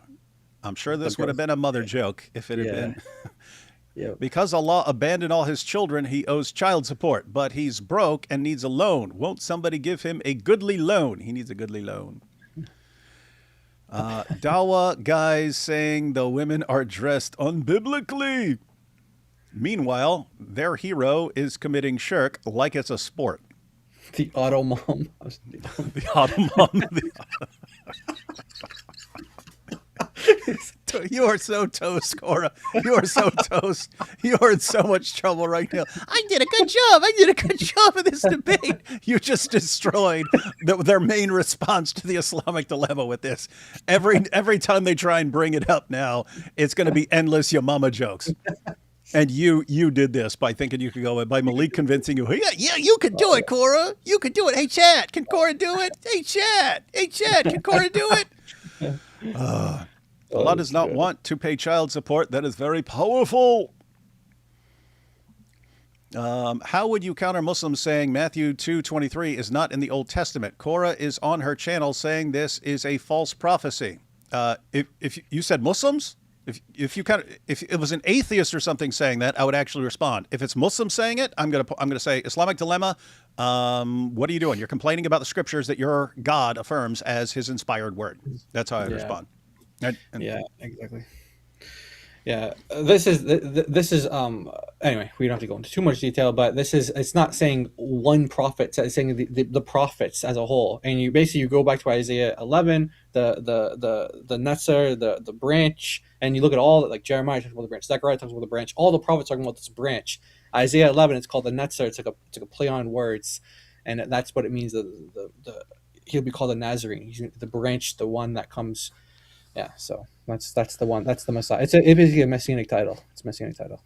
Read John 8:56. That shows Abraham is a Christian, not Muslim, correct? Meaning he believed in Jesus Christ. Christianity, Islam dismantled. Yeah, if you pay attention to what it's actually saying, they would have to twist it in some way and say, no, it's saying something else. It means something else. Mo was Muslim because he submitted to 30 al-Zuts. Oh, yeah. He submitted. He's a submitter to the al-Zut. That's good. Oh. One who submits. So by the transitive property, is every club full of leather-clad submissives also a place of worship? It would have to be. They're all submitting. Yep. That's how everyone's born Muslim. Newborns have no choice but to submit to everyone. You see, this is the proof. Everyone is born Muslim. Oh, I'm stealing that. Hey, White Trash Panda. I know we met up in Michigan. We're cool and stuff, but I'm going to steal that. And most of what I steal, I never give credit for. But I'm honest that I steal stuff from everybody and then don't give credit for it. So when I use that, come back to this stream, timestamp it, and there you go. You got it. That's how you do it. That's how you do it. You like I use your point or I use your joke. I give no credit. People praise me and say, "Wow, that's so powerful, David. That's so awesome. You're so funny." And then you take a clip of that and you say, "Here's David where he got it from me," and then and that'll blow up. But put it, David Wood copying because he's so stupid, and then the Dawah guys will start sharing it. Okay, perfect equals don't care, not listening. So I'm going to deflect from the topic I brought up, and the question you just asked me. I know. Oh, that's Korra, the new face of Dawah. How do you guys detox from this? Her lies are giving me cognitive dissonance. Yeah, it gets annoying, but then you get these. And you get gems like absolute this. Absolute gold. Like yeah. You gotta. That's just like life, guys. You got to endure the pain for the reward, right? There you go. Just think, we could have watched 2 minutes of this and said, this is the stupidest nonsense ever. She didn't even defend her position. She tried to flip it on them and give them put the burden of proof on them. Not interested. And then we wouldn't have had this right now.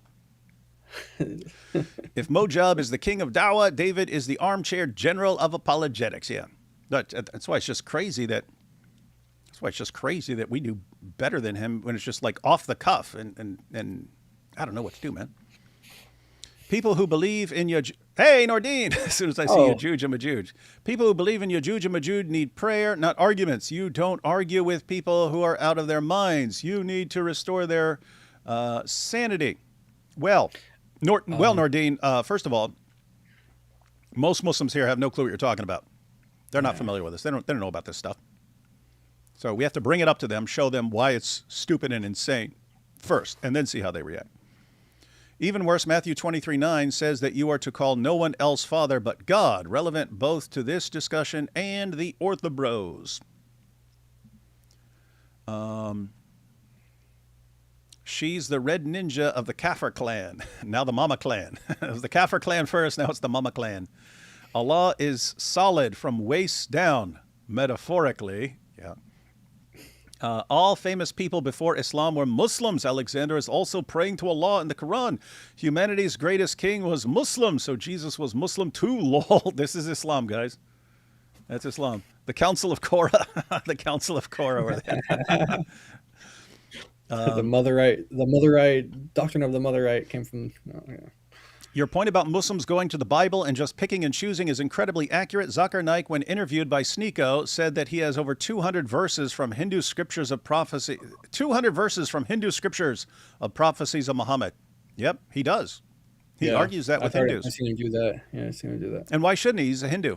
He believes in Hindu scriptures. Yeah, he's a Hindu. Yeah, he's a Hindu. Ask Muslims if they are Christians, followers of a Messiah, or worse, are they Jewish, praiser of God? Yeah, that's good. Yeah, that's a good idea, guys. If they want to use this. Like the derivation of the term. If the ninja a Muslim marries turns out to be a transformer, will the Muslim still have to consummate the marriage in order to get a divorce? Yeah, these are just the cost of doing this business. Okay, perfect. Gotta love the perfect. Perfect. Everything's from a video game. You've got Mortal Kombat. Get over here, and then you've got perfect from Street Fighter. Isaiah 56 is saying eunuchs serving Yahweh will have a memorial in his house better than having kids. Islamic reading comprehension. Okay, perfect. If that's how she would respond to that. She'd respond by saying, okay, perfect. If it's metaphorical, could you call God a mother? No. Why would you think? Notice not why would you think that? Why would you think? Yeah, they need to do one of those one of the skits like Avery or IP. You need to do one of the skits, and they need to incorporate this. You know how they do like the skit where they're like the Muslim teaching the guy he's learning about Islam. So Allah was a fault. Now we're at the super chats where it's mothers. Yeah, because look at this. Look at this, right? Because this is when we're in the mother section. Okay, here we go. Mama. Mama Hualam. Mama Hualam. Mama Hualam sisters. Breastfeeding for adults. Mama law. That's why you like that. Baby dinosaur Korra, not the mama. Mamlahu Akmam. Linshal mum. All hem to my mom. Korra is in a shirt tank of her own making. Shirt tank. Oh, these are so good, man. Shirt tank. She's in a shirt tank. Shirt tank. Korra in the shirt tank. Kafir Korra in the shirt tank. Welcome to the shirt tank. That's what this should be called. Dr. Dash. No, Shark Tank. Welcome to Shark Tank. Yeah. Momo was Mama's boy. Yes, he was. And he's never getting away from it now. Can Allah also be a first cousin? Asking for a friend. Well, Muhammad married his first cousin, and Allah's a mama. Ishtar. Hey, we have to wonder, how can Allah have a son when he has no mate? What are you talking about? He's himself and the mate, so he can do both. He can play both roles. Yeah. I mean, that's what Muhammad said Satan does. He's got both, and he just reproduces by shaking his legs, basically. Mm-hmm. Ishtar this, Ishtar this, Ishtar that, 1,400 years later, Mumlaw. That is correct. Yo mama don't you dare disrespect Allah. There is actually a Mother of God cult that uses similar argument to argue for God the Mother being part of the Trinity. I've run into them in Pittsburgh. Wow. I heard that a long time ago. I made a video on my channel about GodLogic's interview with Lecrae and why what's going on is so important and good. This is an important time. Oh, these are important times, guys. These are very important times. Yes. Indeed. Allah is fake and Islam is false. Korra. Oh, yeah, Christian. Allah is fake and Islam is false. Okay, perfect. I think Khadijah is Allah. Cover me, mummy. That makes sense now. Why do you prefer these complex ways of criticizing Islam instead of going... I could tell it's Nordine. Oh, I knew it. Yeah, instead of going after something that's straightforward and blatant like Yajuj and Majuj, the Black Sea, hell... he's going to be really happy when we do this or that 18 thing. Yeah. He's going to be really we bring up all that stuff, yeah, he's gonna be happy. Nordine. If Mummy Allah breastfeeds us, will it make it halal to be in his presence? Yeah. He won't be mahram anymore. Yeah. Or no, he'll be then we'll be okay, and he doesn't have to wear his hijab around us. Yamama Asafat Mallah can't enter the door to creation. Yes. Momo and Mama sitting in the garked. Zutting. You guys are messed up, man. Nordine equals Tarun Tash 2, number 2. And then we have, thanks for the laugh, guys, from Allah's Mahram. And your mama so Muslim, she's also your auntie. I'll leave that one up there. Okay, we got to get back to this, guys. Or we'll never finish. Okay. I'll try my best to pay attention, but it's very hard right now. I am seriously disturbed by the fact that I almost didn't watch this. Yeah. My family went out of town, so I'm taking care of my son Paley here and stuff like that. We had a nurse come in and just like, it's so much to do. Now I have to do everything. I have to do everything in the house. I had to get up. I only got a few hours sleep because I had to get up, take care of them. Then the nurse eventually came in. I'm over 50 now, so I've been trying to get back into exercise. So I ran and hit the gym, came back, ate a salad. I've eaten more salads. Whoa, you ate a salad? I've eaten more salads in the last month than I've eaten in my entire life. Wow. because I basically had like 3 or 4 in my whole life, and I've had several. And I was like, hey, 50 sounds like a good challenge to get into shape. Anyway, point is, going around doing all kinds of stuff. Got a live stream later. Should I really do this? No. It's all worth it now. Yeah, if I'm doing part 4 tomorrow, I got to do part 3. No, I don't want to come back and do it later because it'll be out of order. I just have to force myself to do it right now. And then we get this. So happy I joined this. This is great. My goodness, man. Oh my goodness. Oh, wow. We had a couple more real quick. Allah equals mother with preferred pronouns, they, them. We got apostate of Allah. Hey, apostate of Allah. Sarah will be with us at in the 8 o'clock stream. Oh, okay. Hey, we want to hear some mama jokes from you. Okay, apostate of Allah. Think of some now. Can you? Do you? Everyone who's watching right now. Do you realize you're the only people right now? Those of you who are watching right now, you're the only people who know this right now. Yeah. Think of all the poor, sad souls in the world who do not know what all of us together, with the help of LadyLogic and Korra, all of us just came up with one of the sickest burns on Dawah ever. And you're going to see it, guys. Just watch. You're going to be seeing this. You're going to be seeing this brought up over and over again. And we just came up with, and the entire world outside of this live stream doesn't even know it yet. You guys are a part of a birthing of a whole movement right now. You guys are gonna be like, I remember when you guys first had that live stream. It's gonna be a moment. It's gonna be a moment. You guys you'll be able to look back and say, I was part of that live stream. You will be telling your great grandchildren. When your great grandkid comes home from kindergarten and says, great grandpa, some Muslim kid tried to say that Allah could be a father back in the Old Testament days. And so all the other kids started saying, oh, he's a mother too. And they started saying, your mama this, your mama that. And you'll be like, I was there. I was there when this was invented. Yeah. He put my comment on the screen. That was one of my names. I got the proof. It's still on YouTube. Sarah says, history, Allah, guys. History in the making. This is history, and guys. Keep in mind, we popularized Al Zoot last year. I could tell when I saw Raymond Ibrahim post that Zoot video. I was like, now it's time. This is time. This is time for this to take off, and we all made it take off. Yep. And now you can tell this is going to take off. Yep. Only on the screen right now. That's it. History, Allah is an asexual hermaphrodite. He is both father and mother. Yep. Jai pointed out that's like Satan. One of the missing chapters of the Quran was definitely the mumma. Yeah, that's one of the ones they abrogated. Replace meals with protein. Thank me later, pal. Oh, I'm eating tons of chicken. You've heard Muhammad hijab, Mert lol. Muhammad Mert. Now we need to get Allah hijab. Allah needs a hijab. Well, Allah does wear a hijab, but now it makes sense. Your mama has 2 right hands. I'll put that back up. Your mama got 2 right hands. All right, guys, we gotta calm down and get through this because we got another live stream coming up. Okay, here we go. Okay. Focus. That would be like me saying I'm Chinese, and then 600 years later they're like, no, you African. It's like, yeah, but hold on. Jesus had already claimed. Look, all the Christians are cracking up laughing at this. Final authority, and there's witnesses of him. He died, he rose 3 days later, ascended back to heaven, like I said. So I'm so lost. I'm so confused. I feel like I know her, like I met her like at a conference or something like that. Christine on the left there.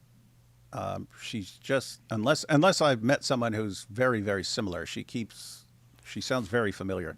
And I know you talk fast, and I love that. But how does that make sense? It's a religion that came 7 centuries later, after Jesus already claimed final authority. Yeah. He's not. And there's 2 different types of Muslims, like we're talking about. Wait, hold on.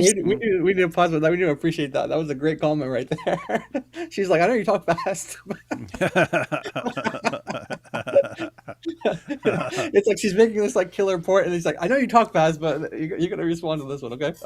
Hey, This is Korra. hilarious. She's the one who gave the psychological breakdown at the beginning too. She's like, "I know you talk fast." Hey, you know it's funny because I want to make a video obviously about this, but Yeah. Archive's gonna chop this up and put it out there quicker. Yeah. So this will probably be out tomorrow, guys, because Archive checks out if he's not checking this out already, someone's gonna tell him about it, and then he's gonna compile it. I can tell.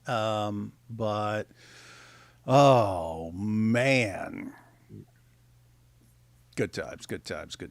You mentioned the submitting part, which is the lowercase m, and then there's the uppercase m, which someone who reads the Quran and stuff like that. So I just don't see the connection there. I think what I'm understanding you say is because Jesus submitted to who you believe Allah to be. Korra, you wanted to be famous. Oh, she's famous now. You have no idea how famous you're going to be. She's the face of the Motherite movement. I mean, this is historic. Forever. You are the face of the Motherite movement in Islam. He is considered a Muslim. Yes. And I'm specifying lowercase m because obviously she brought it up, but I tried to make it very clear at the beginning of the conversation that I didn't mean Muslim in the sense that he abides by the Sharia in the Quran and he does pilgrimage and zakat and so on and so forth. Right, so- You mean you're not saying in the important sense that everyone knows you guys are talking about when you say Jesus was a Muslim? You're not trying to defend that. Okay, great. Thank you. Of course, Jesus submitted to God. That shouldn't did be he the submit question to the at one all. true God? But the question should be did Jesus teach what Islam teaches? And no, he did not. I agree. That should be the question. So let me ask you this. Whoa! Oh, no, she's saying that should be the question, but you gotta lay off the perfect. And I agree right after people say something that completely burns up what you just said, because it sounded like you were agreeing that Jesus didn't teach the same thing as Islam. Yeah. Oh boy, I love But this. she didn't Man. say. Wait, let's. This is one of the greatest things I've ever seen in my entire life. This Let me just back that up to watch Korra's blunder there. Okay. So forth. Right, so of course Jesus submitted to God. That shouldn't did be he the submit question to the at one all. true God? But the question should be did Jesus teach what Islam teaches? And no, he did not. I agree. That should be the question. So let me ask you this: did Jesus submit to the one true God? All of us too. Okay. If we were slimy Dawa guys, we would chop it off right after. I agree, and not let her say that should be the question. Did Jesus teach what Islam teaches? See, Corey is making a mistake here because I know what she's thinking. She's because she's made it clear already. She's thinking that different prophets have different laws. She thinks that Muhammad's law is Islam. And so when she says that Jesus taught something different than Islam, Jesus didn't teach Islam, she's like, yeah, I agree. He didn't teach Islam. And what she means is that he didn't teach what Muhammad's laws were. But to say he didn't teach Islam, she kind of like cut herself there with that. But this is already, I mean, this is just, it's all done. It's just, everything is just icing on the cake at this point. I agree. That should be the question. So let me ask you this: did Jesus submit to the one true God? All of us too. Okay. Did Jesus submit to the one true God? We believed in two different one truths. Yes. But I know. I'm asking. Yes, he did. Yes, he did. Yes. They are on point, right? To show that Jesus is a Muslim in any meaningful, relevant sense, worth debating, it would be Jesus submitted to the God proclaimed by Muhammad and the Quran. Did Jesus submit to that? You would have to prove it. And you can't prove it at all because the God described in the Quran, if that God's revelations are correct, he's an even bigger mushrik than Korra here. He did. Amen to Yahweh. Yes, he did. He is Yes. Yahweh. And the all one at true once. God is triune and has a begotten Wait, son. Okay, perfect. What did she say? She said something about the one true. Is she saying there's two different senses? Can you rewind that part? I just don't want to see what that. Who, Korra or the Christian? The other, the Christian lady. One of the. No, Christian she's ladies. pointing out. Okay, when you say true God, we're talking about two different true gods here, right? There's I the thought true she God, was and saying- there's what you think of as the true God, okay. and they're not the same. I thought she was saying like how you guys have two definitions of Muslims. Well, and I thought because she was the one who said something about the Chinese and the African thing, so I thought she was playing with like making a joke. But okay, never mind. So it's something else. Hey guys, Little homework assignment for afterwards. If you think up any Yamama jokes or anything like that apply to Islam and you didn't get to post them in the chat, post them in the comments after this is done. I will check them later because I am going to want to make an awesome video on this. Different one truth. Yes. But I know. I'm asking. Yes, he did. Yes, he did. Yes, he did. Amen. To Yahweh. Yes, he did. He is Yes. Yahweh. And the All one at true once. God is triune and has a begotten Son. Okay, perfect. So back to the fact that Jesus taught that God is the Father. The fact that God Allah rejects being a father in the metaphorical sense, and he rejects being a father in the literal sense. So in what sense is Allah a father? Because you can be a creator without being a father, correct? Sure, in this instance. But let me ask you this. You said that he rejects fatherhood in the metaphorical sense. What verse is that? I already referred to it. However, I want you to Wait, answer I would like a quotation. That's great. But Girl, you've been shining for this whole time. Can you just let her talk? What was the question? I asked what verse, so I know wanna you what- did ask me a question instead of answering mine, so it would be great if It's a clarification. That's great. However, I think you can answer my question without needing clarification. It's called engagement, and that's something that the sister on the end was asking about, if you can engage. Of course, and I would like Please. to engage. Yeah, I would like to This is engage. what In order for Amazing. This is just, so good. This Way better this than I just thought. this just reminded me of when they first started, like when it was Christina debating the Muslims, and then Korra defined the Trinity, and Christina goes, "Wow, and it's very good that you were able to do that accurately." She starts talking to her like she's a 4-year-old, and now they're having to do it again. Good. Oh. engage. I want to know the evidence for your claim, because you made the claim that he rejects it in the metaphorical sense. And you made the claim that Jesus is a Muslim. I feel like we're getting in the weeds, though. I want to focus on Jesus. Oh, let me answer her Focus on question, then I'll go back to that. So, in order for you to prove it, again, the burden of proof is on you, because you did say that Jesus is a Muslim. You agreed that Jesus taught that Allah is a father, and we talked about where Allah rejects it. You said that there was a correct sense in which Allah is a father. We are asking you what that correct sense is, because Allah rejects it throughout your book. Okay, perfect. So the reason why I asked where he rejects father in the metaphorical sense is because that doesn't exist. So Allah does not reject fatherhood in the way that I defined it. He does not reject the meaning that is being the creator and the sustainer, and the way that the Old Testament ascribes it to individuals, and the correct sense that I mentioned. That's exactly why I asked you what the reference was. Because when we quoted the verse in Surah Al-Ma'idah, Surah 5, Ibn Kathir specifies the meaning that he is rejecting, and it's not the meaning that I specified. So let me ask you this. What verse does he reject fatherhood in the sense that I referred to it?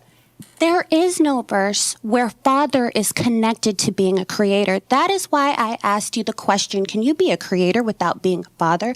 Allah himself says that none can come to him as other than a slave. So can you come to Allah as a child of him, in the sense that he's your creator according to him? With that title, absolutely not. If you can't come to Allah as anything I was in the but middle a of slave. responding. Okay, sure. Okay, go perfect. ahead. So, and the reason as to why I specified that titleage is because as Muslims, we believe that we come to Allah with what he accepts from us. So if Exactly. Allah specifies that he is not allowing us to refer to him as a father in this Sharia, then we are not allowed to do so. But we are also not capable of making positive claims that there was never a point in time in which that titleage was not used. If Allah is rejecting that you can come to him as anything but a slave, can you come to Allah as a child? Beautiful. I answered that question. I said with that specific titleage, no. And the reason as to why So that Jesus isn't a Muslim. is because Allah does not permit that in this Sharia. So let me ask you, does Jesus abide by the Sharia that's in the Quran? Did you guys catch that? If Allah says you can only come to him as a slave, can you come to him as a child? No.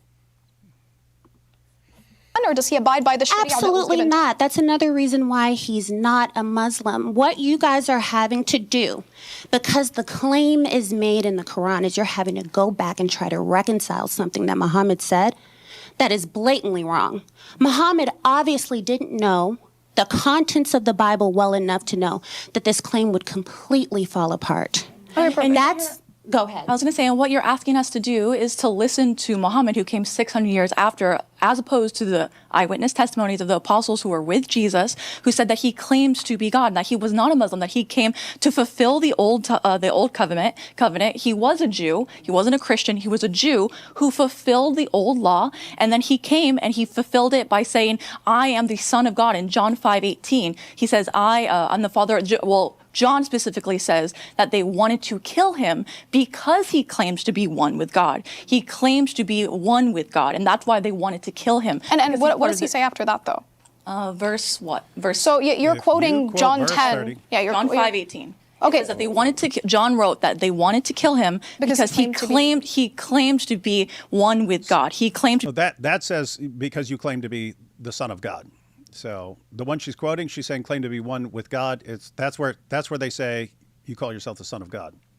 On the same level as God. Okay, perfect. But Father. What's interesting is that Jesus himself responds to this, though, because, for example, when he makes the claim, "I and the Father are one," when they pick up stones to stone him, he asks, "For what crime are you stoning me for?" And he says, "We do not stone you for some sort of a crime, like, for example, adultery and whatnot, but rather we stone you for blasphemy, for you are a mere man claiming to be God," right? So you agree Jesus claimed to be God. And then he says after that, he says, "Is it not written in your law that you are gods? Why would you stone me for claiming to be the Son of God?"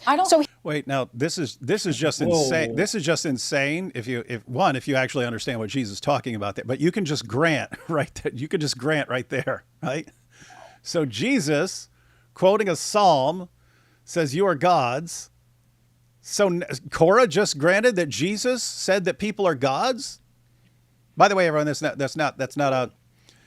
In context, they're saying we get to kill you for calling yourself the Son of God. And he says, well, according to the Psalm, it says you are gods. Now, what it is there, it's Elohim, and that was used of God. It was used of false gods. It was used of angels, and it was used of human judges who are God's representatives. So it's a broader term than just the word God.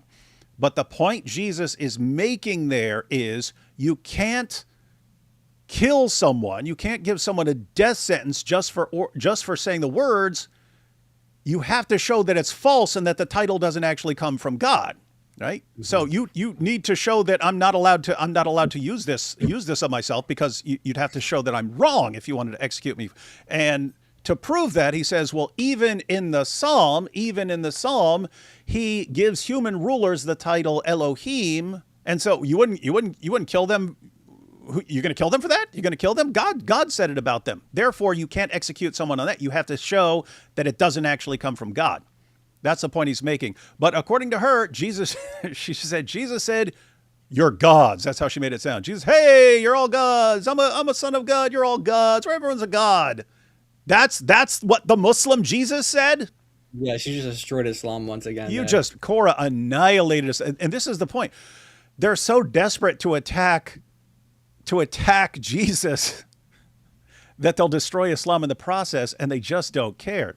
Let me say back up a little bit. Jesus claimed to be God. And then he says after that, he says, "Is it not written in your law that you are gods? Why would you stone me for claiming to be the Son of God?" So he qualifies that. So Jesus says, why would you stone me for a claim that God makes about you when I claim to be the Son? What you're asking for us to believe as Christians is the word of Muhammad over the words of the people who were with Jesus. Right. So you could go, granting all of that. God called human rulers and angels, and he calls them Elohim, right? Would he be doing that if this is the same God as Islam? And she just defended Jesus calling himself the Son of God. Now what she wants to say is, well, it doesn't mean a divine says he's calling himself the Son of God. Jai, can you call yourself the Son of God according to Islam? No. Korra just admitted he's not a Muslim. He's not a follower of the religion. Great job. Great job. Islam. And she was saying one who submits to the true God, but the God of Islam would never say things like that. So not the same God, Not the same God. This is bad, man. This is terrible. All right, there's only a little over a minute left. Let's see. Who said that he claimed to be God, who said he didn't write anything about how he claimed to serve the one true God, Allah. And all I have to say is this, is that I don't think it's a coincidence that we continue to see prophets that come after Jesus, and they're always trying to change his message. We see this in Joseph Smith. We see this in Muhammad. We see this in Charles Russell. They always try to get close enough to the truth. What does that sound like? A deceiver. Close enough to the truth to sound like it is Jesus' message, but they twist what is the most important part, which is that he is God. He's the Son of God. So I don't think it's a coincidence that we see Muhammad claiming, yes, Jesus was a Muslim, or any of the claims that we see in the Islamic religion, that Jesus was a good prophet, or he was a messenger of God. It sounds good, but it's a little bit of a twist that actually causes the truth to be a lie, because I think it's demonic in nature. There's this demonic entity that is saying, say the truth just enough that you can deceive. Right.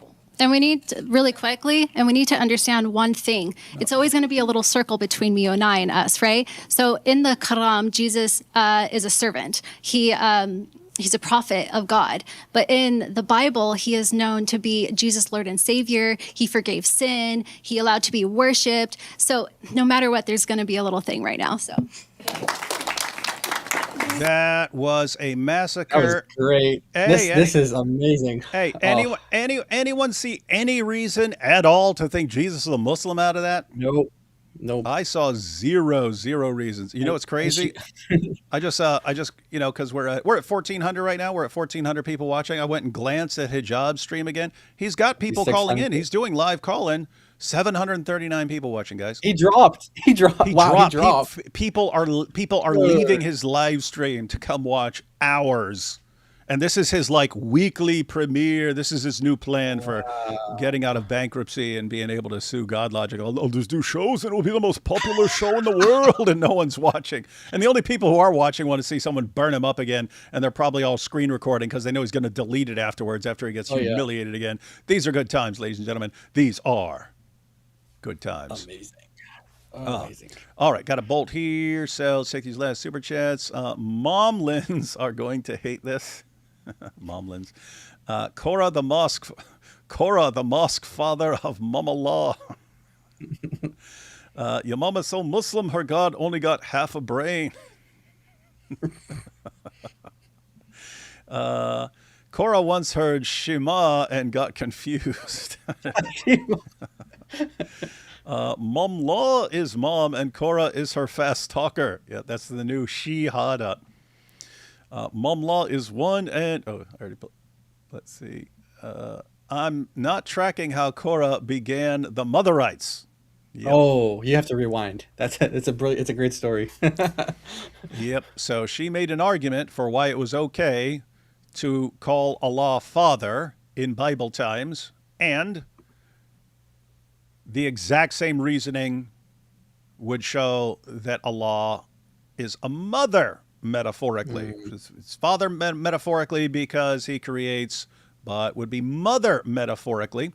And so Christina brought this out. So, hey, if you're just going to say, well, he's creating, well, a mother, a mother gives birth to life like God. So could we call Allah mother? And she says, no, because you don't have the precedent for that in the Bible. Oopsie, I showed the precedent in the Bible. And it's not something they can say is corrupted because that's the book she went to. She went to Isaiah, and it's in Isaiah 42, which is their favorite prophecy from about Muhammad in the Old Testament. Oopsie. So, and it gets worse because I'm guessing you didn't catch everything. She believes that Allah abrogated. When Allah is saying, don't call me father, don't call me father, don't call me father, the entire universe is ready to fall apart if you call me father. She's saying that's Allah abrogating what he previously allowed. In the Bible, he allowed himself to be called father, but then he abrogated it. But he compares himself to a mother in Isaiah 42, and that was never abrogated in the Quran, which means you can't call him father, but you can call him mother. Hasn't been abrogated, and it's all thanks to Korra. We would not have this without Korra stepping in there and getting crushed by all these Christian ladies. I got there, no comments. And is Allah a mom because the Quran is a white man? Yeah, oh, that's the mother of the book. Oh, now we got it. Yeah, now we know who the mother of the book is. So the Quran is a white man. Whoa, the mother of the book. We finally solved the mystery. Now we know what the mother of the book is. Wow. Allah, mother of the book. Wow, amazing. This is historic, guys. This is one of my favorite things ever because, again, it's rare to just get something that's just totally new and devastating and an awesome source of mockery every time they try to bring up one of their most common responses. These are awesome, awesome times. And then to get this new Dawa hero who's going to take over the Dawa. And she's going to be the new debater, and she's going to run around debating everybody, and then it's not going to work because she's going to be mocked for this forever. This is what happens when you want to get famous, Korra. This is what happens when you want to get famous, and you want to do it by dirty, slimy means. This is what happens. That's life. That's life, Korra. You're stuck with it. Life. All right, Jai, any final thoughts before I cut out? Yeah, guys, historic is a lot is going to come out of this. Funny times are going to come out of this. A lot of good things, and we pray that it's fruitful. And we thank you. Thanks for having me. And yeah, Jesus Lord, and Islam is false. Awesome. Well, yeah, I kind of did the whole Easter today, but yeah, thanks for letting me stay. All right, guys, and so I'll be live again in about 24 minutes or so. We got Mary Harp, an apostate of Allah, and Mary Harp says she can show from the Muslim sources that the best evidence we have shows that Muhammad had a micro pee-pee, and that there are multiple lines of evidence for this. So these are cool times. We'll be covering that at 8. And again, if you come up with any more your mama joke, I'm going to go through the chat again. I'm going to start at right when the mama jokes started happening. I'm going to take notes on all of the awesome comments. But if you think of any more, put them in the comments, the regular comments section, and I will check them out. All right, good times. Remember this for the future. You'll be able to tell people when this is being used all over the world later this year. You'll be able to say, and I was there. I was there. All right, guys. See you in a few.